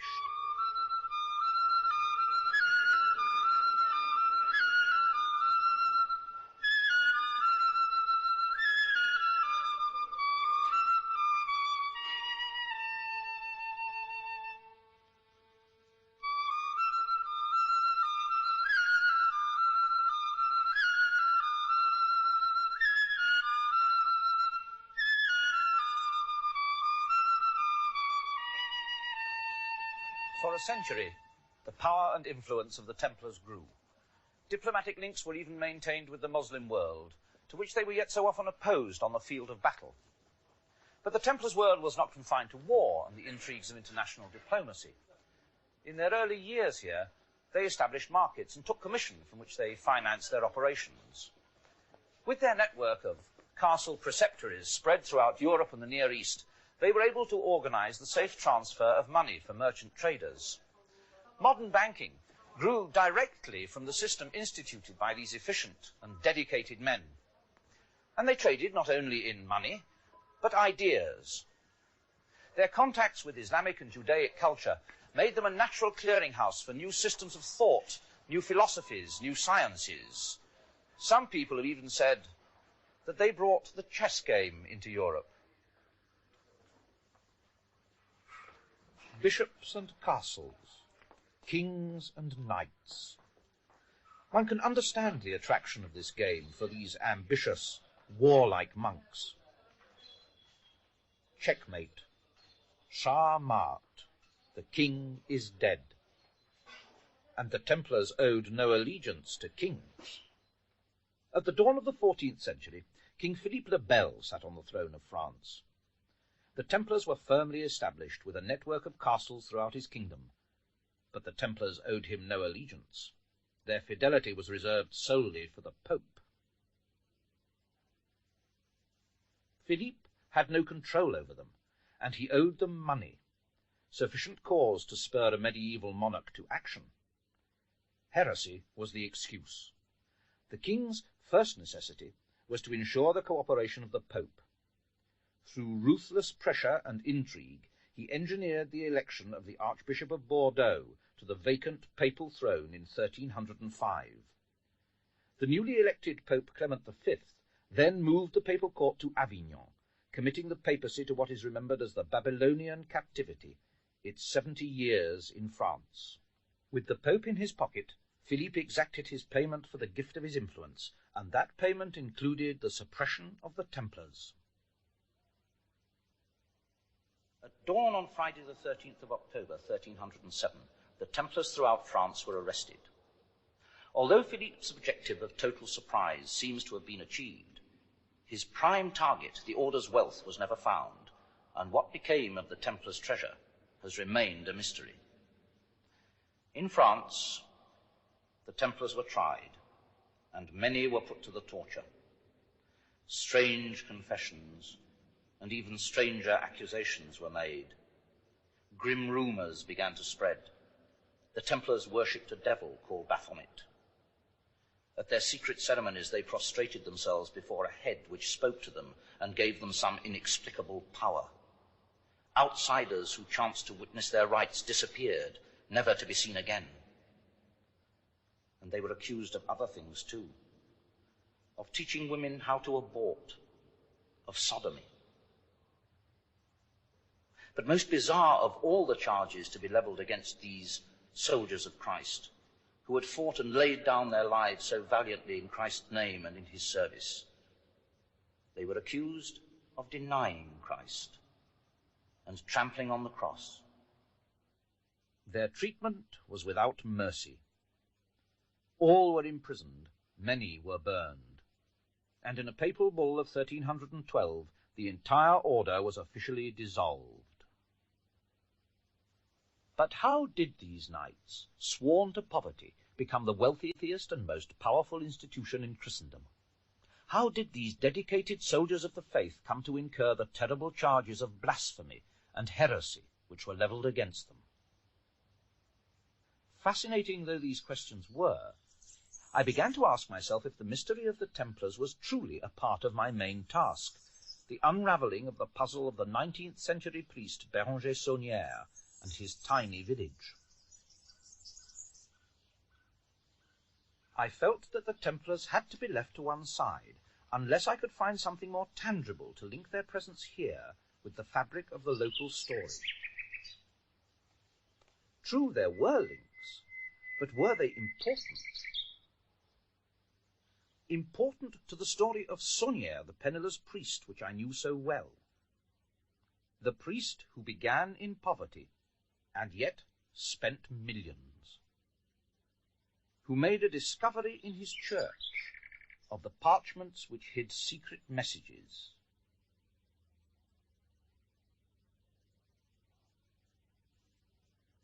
One speaking of a treasure belonging to Dagobert and to Zion.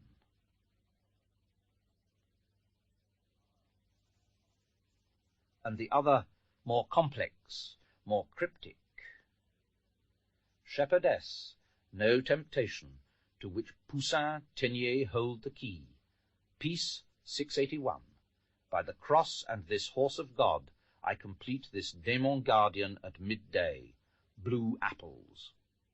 The message which led Saunière to the painting by Poussin of the supposedly imaginary tomb which yet exists in the countryside nearby.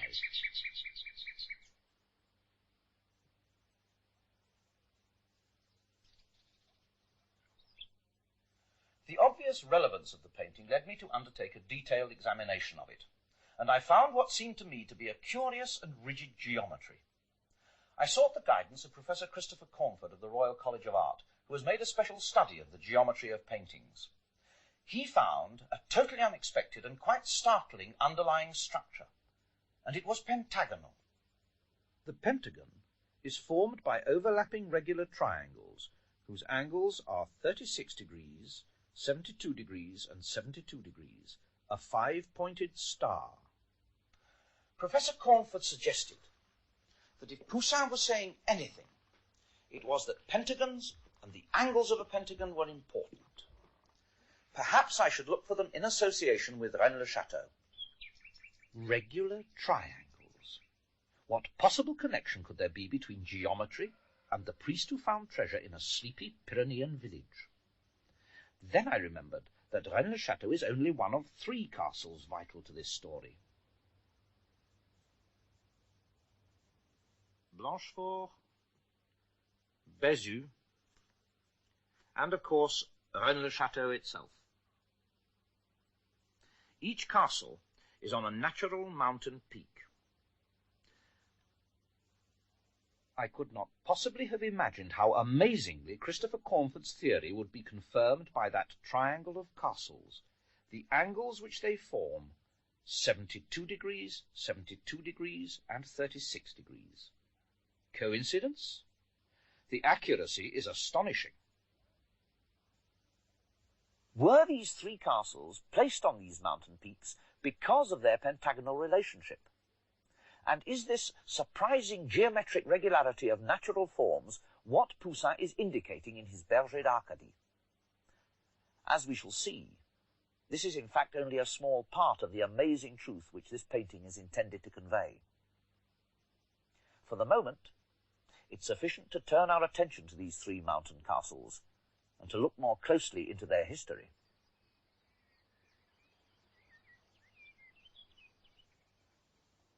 Blanchefort bears only the decaying, almost unrecognizable remnant of a castle, but that castle gave its name to a noble house, the Blanchefort family. One of them has left a faint mark on the pages of history. He was Bertrand de Blanchefort, 4th Grand Master of the Order of Knights Templar, who maintained a preceptory on that other mountain peak of Bézu. The 3rd point is, of course, Rennes-le-Château, but the castle here has a history which reaches back into the past long before the time of the Templars. Remember now that first hint in the parchments that the treasure belongs to Dagobert and to Zion. Now Zion is Jerusalem, where the story of the Templars seems to begin. And Dagobert was one of the last kings of the Merovingian Franks. The Merovingians were not anointed kings, but kings by virtue of their blood, which was believed to have some magical, even divine attribute or quality.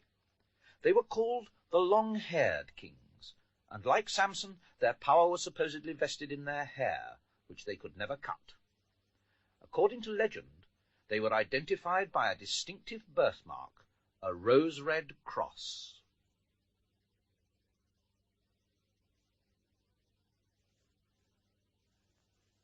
Most famous and influential king of the Merovingian dynasty was Clovis I, who led pagan Gaul to Christianity.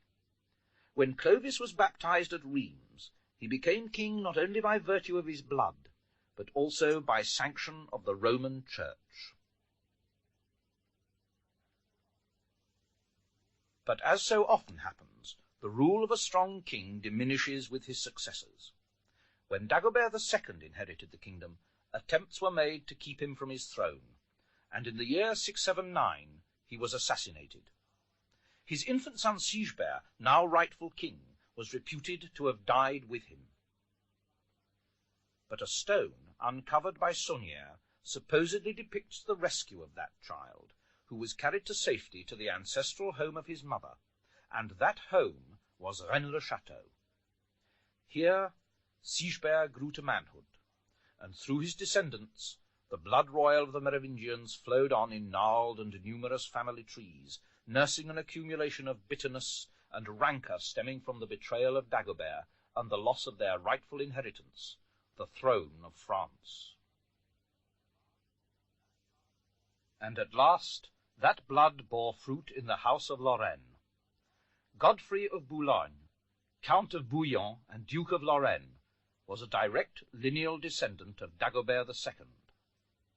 And when, in 1090, Christendom mobilized to recapture the Holy Land and the sepulchre of Christ from the Islamic unbelievers, Godfrey was in command of the mightiest of the 4 armies which embarked on the crusade.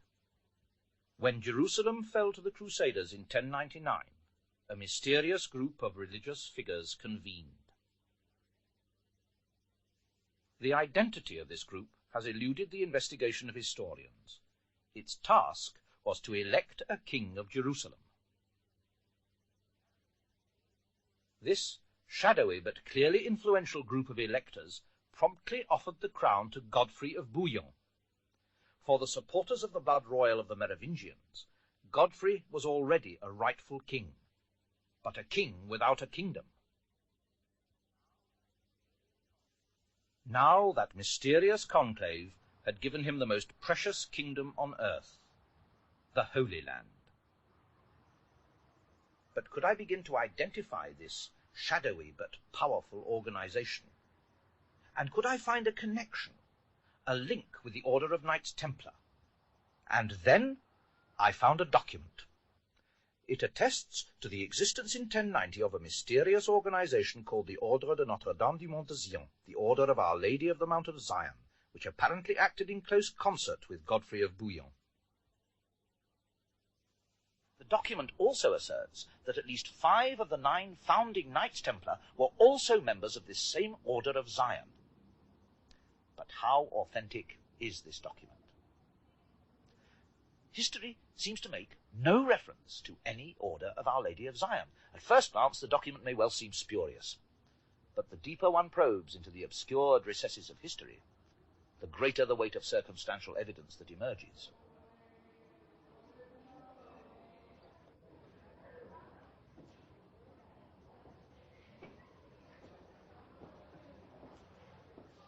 In 1099, Godfrey is elected King of Jerusalem. Immediately, here on the Mount of Zion, on the ruins of an ancient building called the Mother of all Churches, an abbey is built. It is called the Abbey of Notre-Dame de Zion. It seems reasonable to suggest that those who occupied the new abbey were members of an order which bore that same name. But reasonable suggestion cannot prove the existence of the order.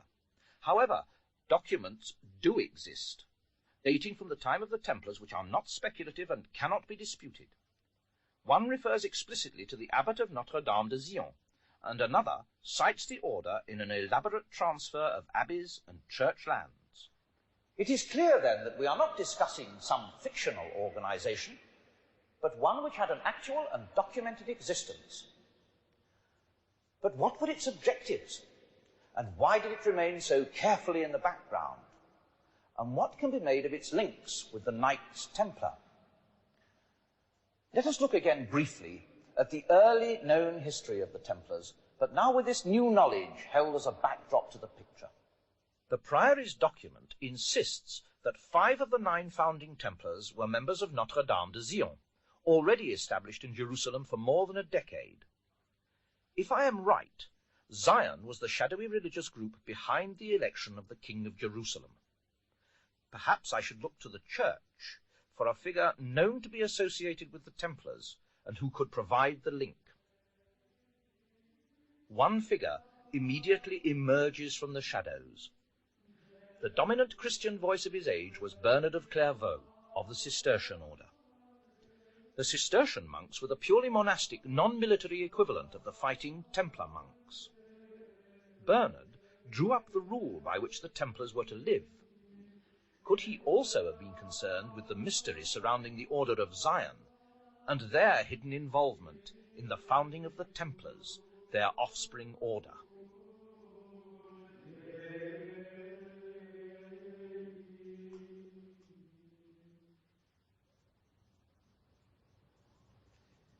It is clear that St. Bernard played a vital role in the early history of the Knights Templar, and curious hints of that role have been proposed by certain historians who have studied and interpreted his writings. One such hint relates to the time of the Templars' return to France after their early years in Jerusalem. The work has been accomplished with our help, and the knights have been sent under the protection of the Comte de Champagne, where all precautions can be taken against interference by public or ecclesiastical authorities, where one can best make sure of a secret, a watch, a hiding place. No interference from public or ecclesiastical authorities, and a search for a hiding place. Could the Templars had been sent to the Holy Land to bring something back from Jerusalem, something which St. Bernard was privy to, something which had to be protected, hidden away. Could this explain why the king vacated the palace and handed it over to the Knights Templar, and the silence of the records concerning their activities during those first 9 years? We must remember that at the end of their history the Templars kept inviolate the secret of the whereabouts of their treasure. What precious thing might have been in their possession? So precious that not even torture could wring a hint of it from their lips. And where could have been the resting place of their secret, their watch, their hiding place?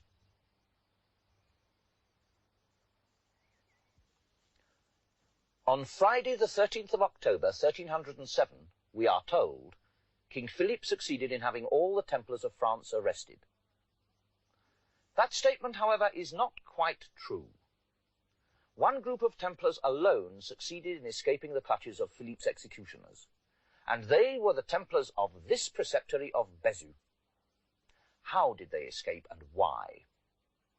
The clue lies in the name of the commander here at the time of the Templars' downfall. It was the Seigneur de Gaulle. And the Pope, King Philippe's reluctant accomplice, was Clement V, who before taking that name on his election to the papal throne was Bertrand de Gaulle. Bertrand de Gaulle, whose mother was Ida de Blanchefort, of that same family who gave the Templars their 4th Grand Master, and whose lands spread out from their ancestral home there across the plain. An earlier member of that Blanchefort family, Bertrand de Blanchefort, became in 1153 4th Joint Grand Master of both Templars and Order of Zion. Bertrand can be seen to be the most significant of all the Grand Masters of the Temple. He it was who transformed the order into the superbly efficient and highly organized institution it became.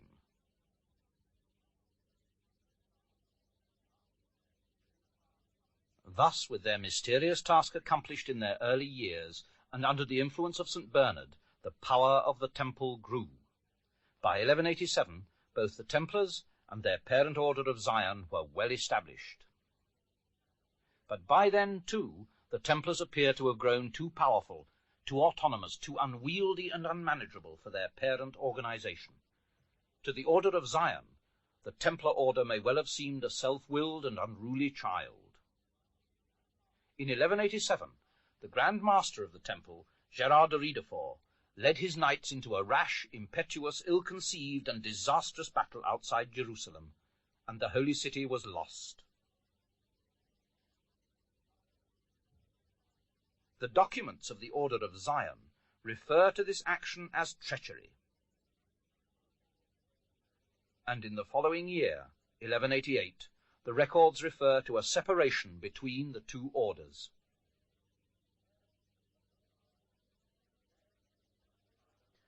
The parent set the child free, and though family links remained, the Templars now stood on their own feet, free to ride with haughty arrogance through the remaining century and a quarter of their existence to their final grim doom in 1307. After the split, the parent order modified its name. Henceforth it was to be known as the Prieuré de Zion, the Priory of Zion, and as such it has continued its cloaked and shadowy existence down the years. When I first saw this document, I was by no means inclined to regard it as authoritative, or even reliable as evidence. Among the information it contains is a list of the names of the Priory of Zion's Grand Masters after their separation from the Templars and up to the present day. Victor Hugo, Jean Cocteau, Leonardo da Vinci, Isaac Newton. Some of these names are so illustrious that the list seemed just the sort of grandiose pedigree that would be created for itself by a lunatic fringe body of eccentrics playing at secret societies. But it's all too easy to make assumptions and not to keep an open mind. Isaac Newton, one of the greatest scientists that England has produced. What could the Priory embody that would attract him and the other great figures on the list? All seemed to share some interest in the esoteric, the occult, in secret teachings, hidden knowledge, knowledge which at certain times in the past would have been heretical and highly dangerous. Leonardo da Vinci, great artist, great thinker, unorthodox in his religious beliefs. Robert Fludd, philosopher, physician, alchemist, unorthodox in his religious beliefs. Valentin Andrea, Rosicrucian alchemist, unorthodox in his religious beliefs. Robert Boyle, great scientist, alchemist, unorthodox in his religious beliefs. Isaac Newton, great scientist, alchemist, unorthodox in his religious beliefs. Victor Hugo, writer, great thinker, unorthodox in his religious beliefs. Claude Debussy, great composer, unorthodox in his religious beliefs.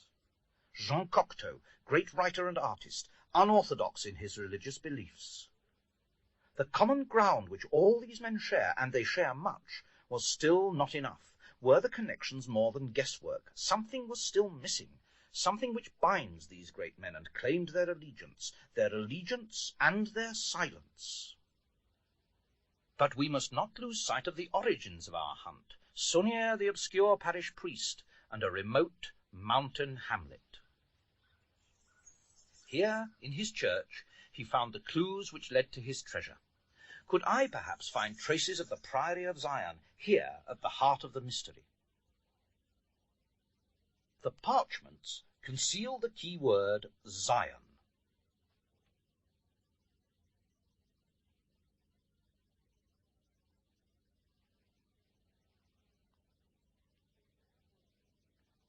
They bear also the initials P.S. This must refer not to Jerusalem, but to the Priory of Zion, which calls itself also the Ordre de la Rose Croix Veritas, the Order of the True Rose Cross. And Saunière's imagery in his church repeats again and again the rose on the cross, the emblem of the Rosicrucians, who burst upon the world in the 17th century in the Rosicrucian manifestos written by Valentin Andrea, Grand Master of the Priory. The rose cross, which seems to echo the rose-red cross emblem of the Templars, birthmark of the Merovingians. The Rosicrucians. This should not be confused with the modern societies who concern themselves with mysticism and the occult, and who have chosen to adopt the name. If the Priory's own document is to be believed, there are, and only ever have been, 13 members of the Rose Cross, and these are the 13 senior members of the Priory. In his church garden, Saunière has left us another clue to the Priory's presence. This innocent-seeming memorial cross was erected in 1897. Here there is a simple and straightforward, pious phrase, Christus vincit, Christ conquers. On each side there is a similar phrase, Christus imperat, Christ rules, Christus regnat, Christ reigns.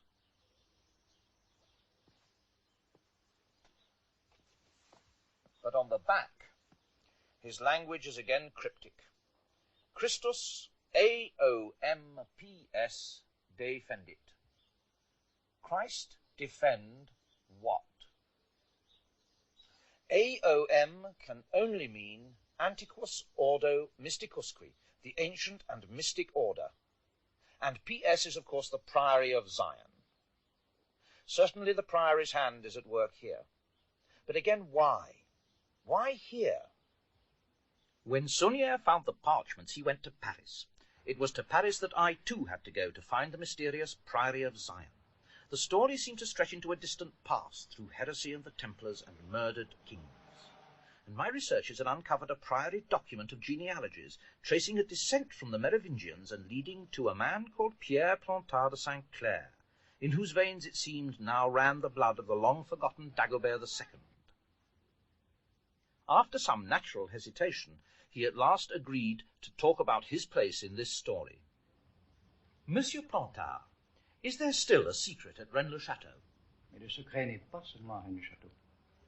Il est aussi autour de Rennes-le-Château. Will the treasure of Rennes-le-Château ever be found? Ici, vous me parlez d'un trésor matériel. parlons pas de trésors matériels. Disons simplement qu'il existe un secret à Rennes-le-Château. Il est possible qu'il existe autre chose autour de Rennes-le-Château. And how does Poussin fit into this story? Effectivement, dans le tableau de Poussin, il y a certaines révélations. Poussin est un initié. Il a donc construit son tableau en initié. Mais dans l'histoire, il n'y a pas que lui. Il y a d'autres personnages. Vous savez, les arts est une forme d'expression où la vérité se trouverait cachée derrière des symboles. Can you tell us whether the Priory of Zion still exists today? À l'heure actuelle, Sion existe toujours. L'un de ses derniers membres, un de ses derniers grands maîtres, c'était Jean Cocteau. Tout le monde le sait. Monsieur Plantard, over the centuries you have, how shall I put it, you have supported the Priory of Zion. Nous avons soutenu Sion. Et Sion nous a soutenus. We. Who are we? Nous, je parle de la lignée mérovingienne, car notre lignée est issue de Dagobert II. Les Mérovingiens, ce sont eux qui ont fait la France. Sans eux, il n'y aurait pas de France. Les Capétiens, les Carolingiens, ils ont suivi la ligne des Mérovingiens. Le Mérovingien représente la France.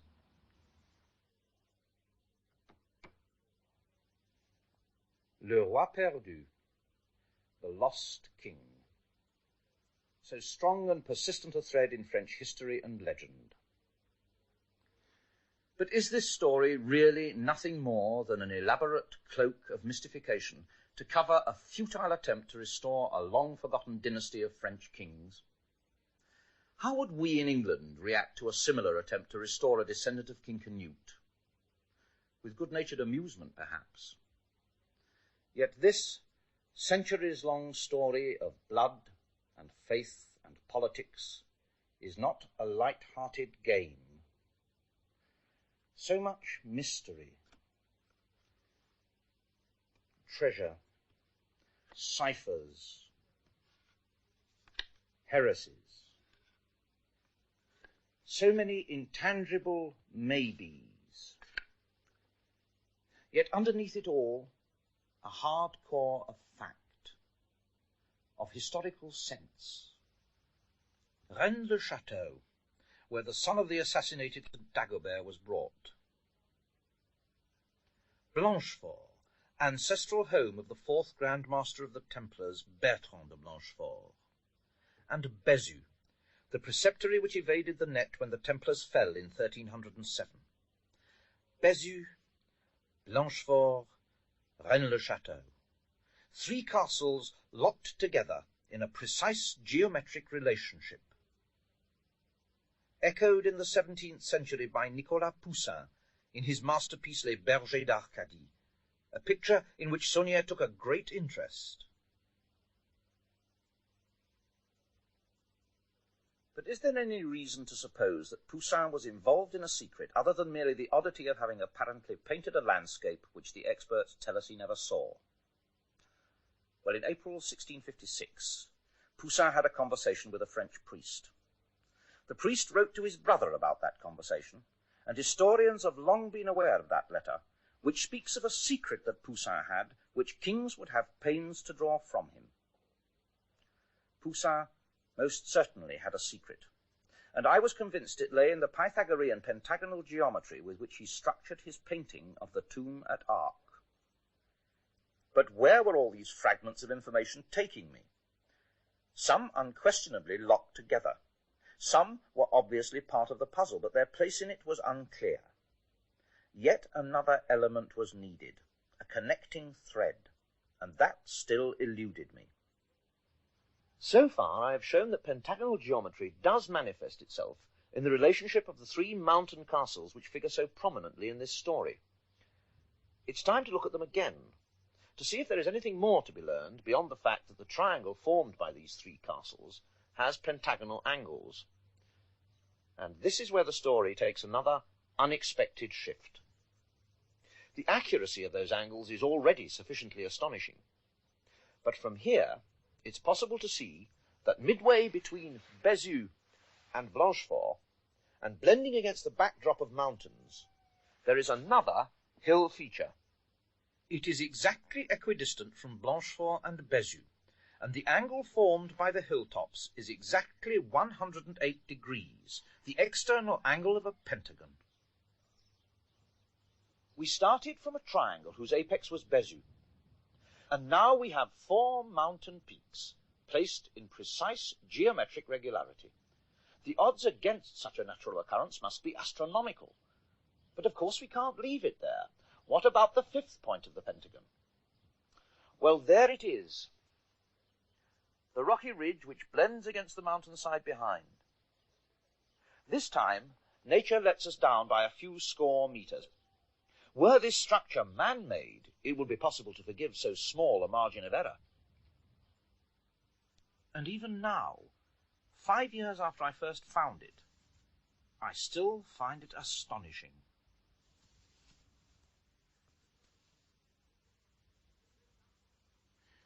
There's no doubting this immense geometric figure when one can see it laid out. But in the landscape, the mountains blend with their neighbours, and their regularity is hidden.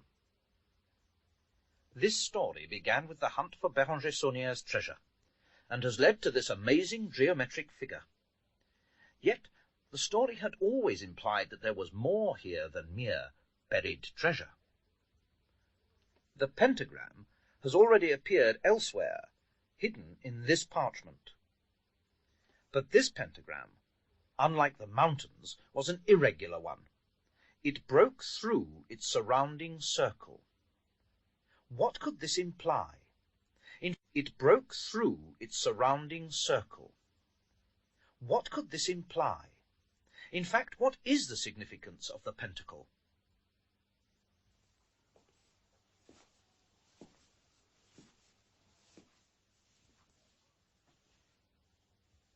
The magician uses a pentacle enclosed within a circle for conjuration. The surrounding circle is his protection. To break it is to allow the evil to enter. Is this what is being implied?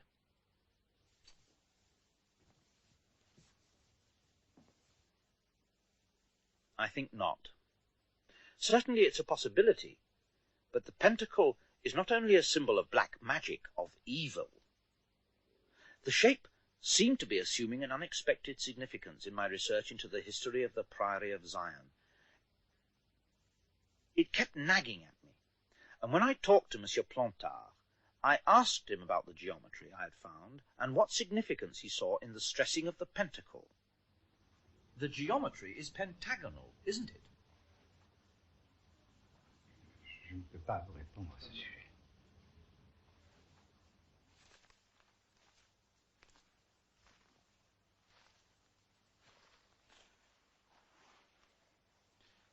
At that moment, Monsieur Plantard could have said, I don't know what you're talking about, or even there is no significance.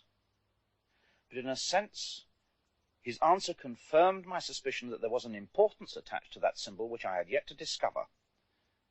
Magic seemed a possible answer. But then, magic has become a matter for ridicule. But it's not always been so. This story has a very long past, and the blood of thousands has been shed in the fight against witchcraft. And even today there are many who take magic all too seriously, no matter how much we others may scoff. We've even subtly distorted the vocabulary. The word occult has come to be associated only with magic, witchcraft, devil worship. But occult simply means hidden. A secret body of knowledge reserved only for the initiated. Saunière, I know, had left us cryptic images of one such body of hidden knowledge. The symbols of air, fire, water, earth. The 4 elements of alchemy. Alchemy, for most people today, no more than a half-forgotten medieval quest for a way to change base metal into pure gold. But the true alchemist's search was much more than that. A key phrase in their writings is, as above, so below, reflecting their continual search for an earthly counterpart to the immensity of God's cosmos, their desire to transmute base man into pure spirit. The alchemical quest seems to have held much fascination for many of the Grand Masters of the Priory of Zion, and the Templars seem to have absorbed it along with the other Eastern philosophies and sciences with which they came into contact. As above, so below. Base man into pure spirit, a religious concept. And the Templars were a religious organization, the Priory also.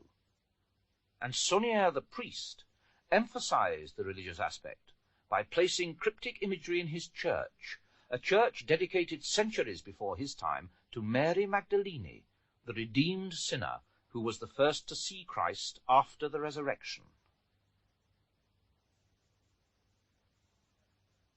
When Saunière returned from Paris with his newfound knowledge, he emphasized the importance of Mary Magdalene by naming the tower which he built with his newfound wealth, La Tour Magdala, the Magdala Tower. For the occult initiates of the Middle Ages, Mary Magdalene, through her redemption from sin and her unique knowledge of the risen Christ, was regarded as a medium of secret revelation, and those initiates had chosen the planet Venus as her symbol in the cosmos.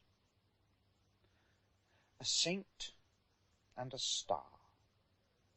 The connection between them could only be fanciful, subjective, close to fairy tale. I could find no connection that seemed valid to me until I realized that I had to stop imposing modern attitudes on the thinking of those involved in this mystery. To come to terms with it, to begin to understand, I had to look at their beliefs, their interpretations, in their way, and not in ours. If we are to find a significance in Venus, then we must look at the planet as they did. And in the thinking of those who created this mystery, there was some connection between the pentacle at Rennes Château, Mary Magdalene, and Venus. But how did the medieval mind view the universe? As soon as I began to work along those lines, I found exciting new answers to old questions stemming from the ancient belief that the Earth, and not the Sun, was the center of the universe. Each planet has its own pattern of movement around the Sun when seen from the Earth, and for medieval astrologers, those differing movements allowed them to draw geometric shapes based on the positions of the planets when they are aligned with the Sun. For example, Mercury in its orbit is aligned 3 times with the Sun, and the pattern formed by these conjunctions is an irregular triangle. Each planet makes a different number of alignments, each forms its own irregular pattern. Only one planet forms a precise and regular geometric pattern in the sky, and that planet is Venus, the heavenly representation of the earthly Mary Magdalene.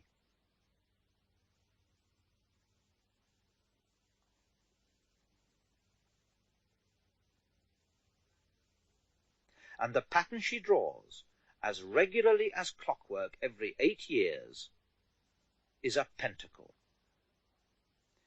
As above, so below.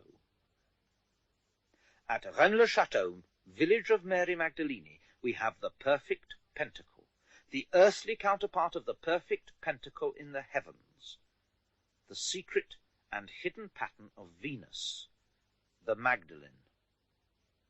Each pentacle precise, known, yet hidden. One must be initiated into the mystery before one can see the age-old and unchanging truth that the heavens find reflected in that tiny location on the face of the earth. Here was the link between the worlds of matter and spirit, between base and corrupt man here on earth and the twinkling firmament where dwelt God and all his saints. Mary Magdalene, the medium of a secret revelation, was herself the image of the secret revelation in the sky. To the medieval mind, to the alchemist, to the Templar, to the Priory of Zion, such an image was immensely powerful, immensely potent. In that majestic symbol in the sky, harmonious, unchanging, regular as a metronome, was the music of the spheres.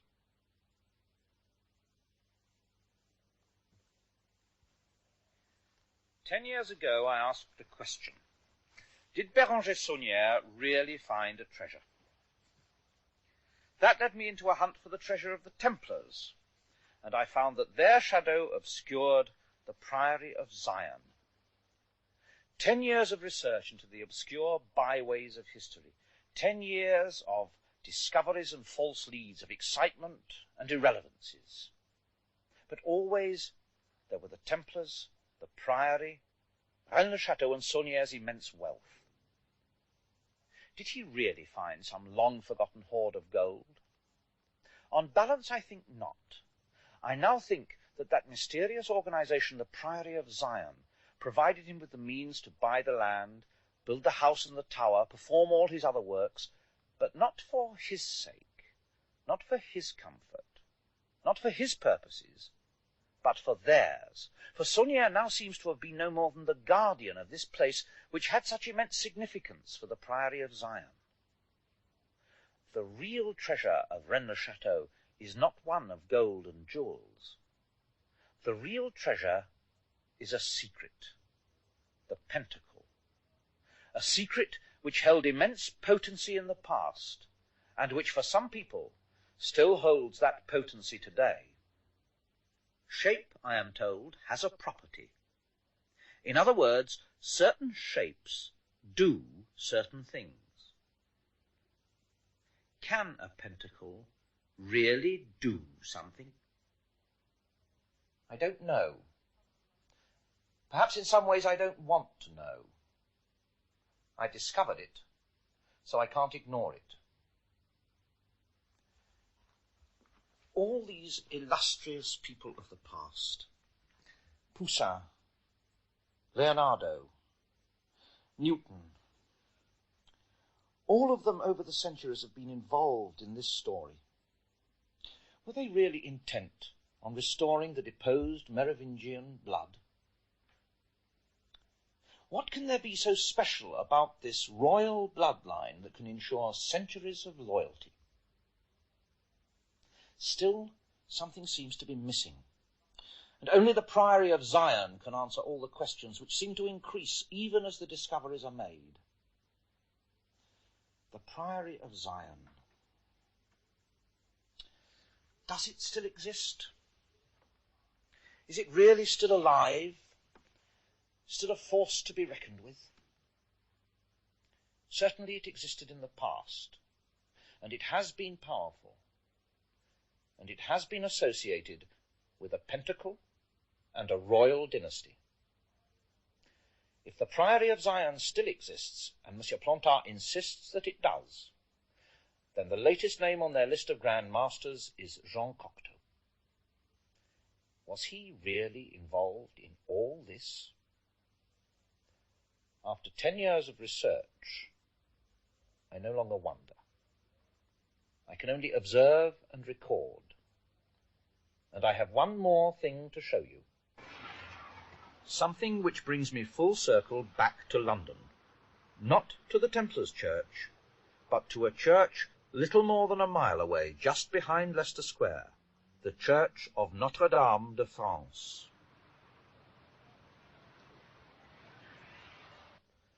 Imagery, the currency of all artists, all painters. Here we are in a church dedicated to Notre-Dame.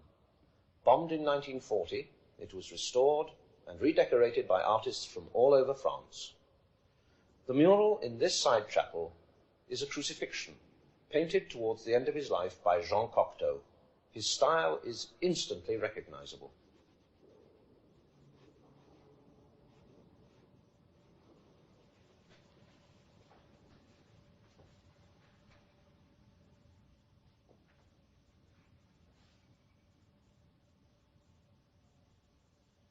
One of the clearest, the most recurrent images in our story has been the rose upon the cross. And here, at the centre of his design, where the body of the crucified Saviour should dominate all, Cocteau gives us this. The Priory of Zion tells us that Cocteau was their Grand Master. For him and for them, this was an immensely significant symbol, the rose and the cross. Of course, finding it here could be nothing more than an extraordinary coincidence.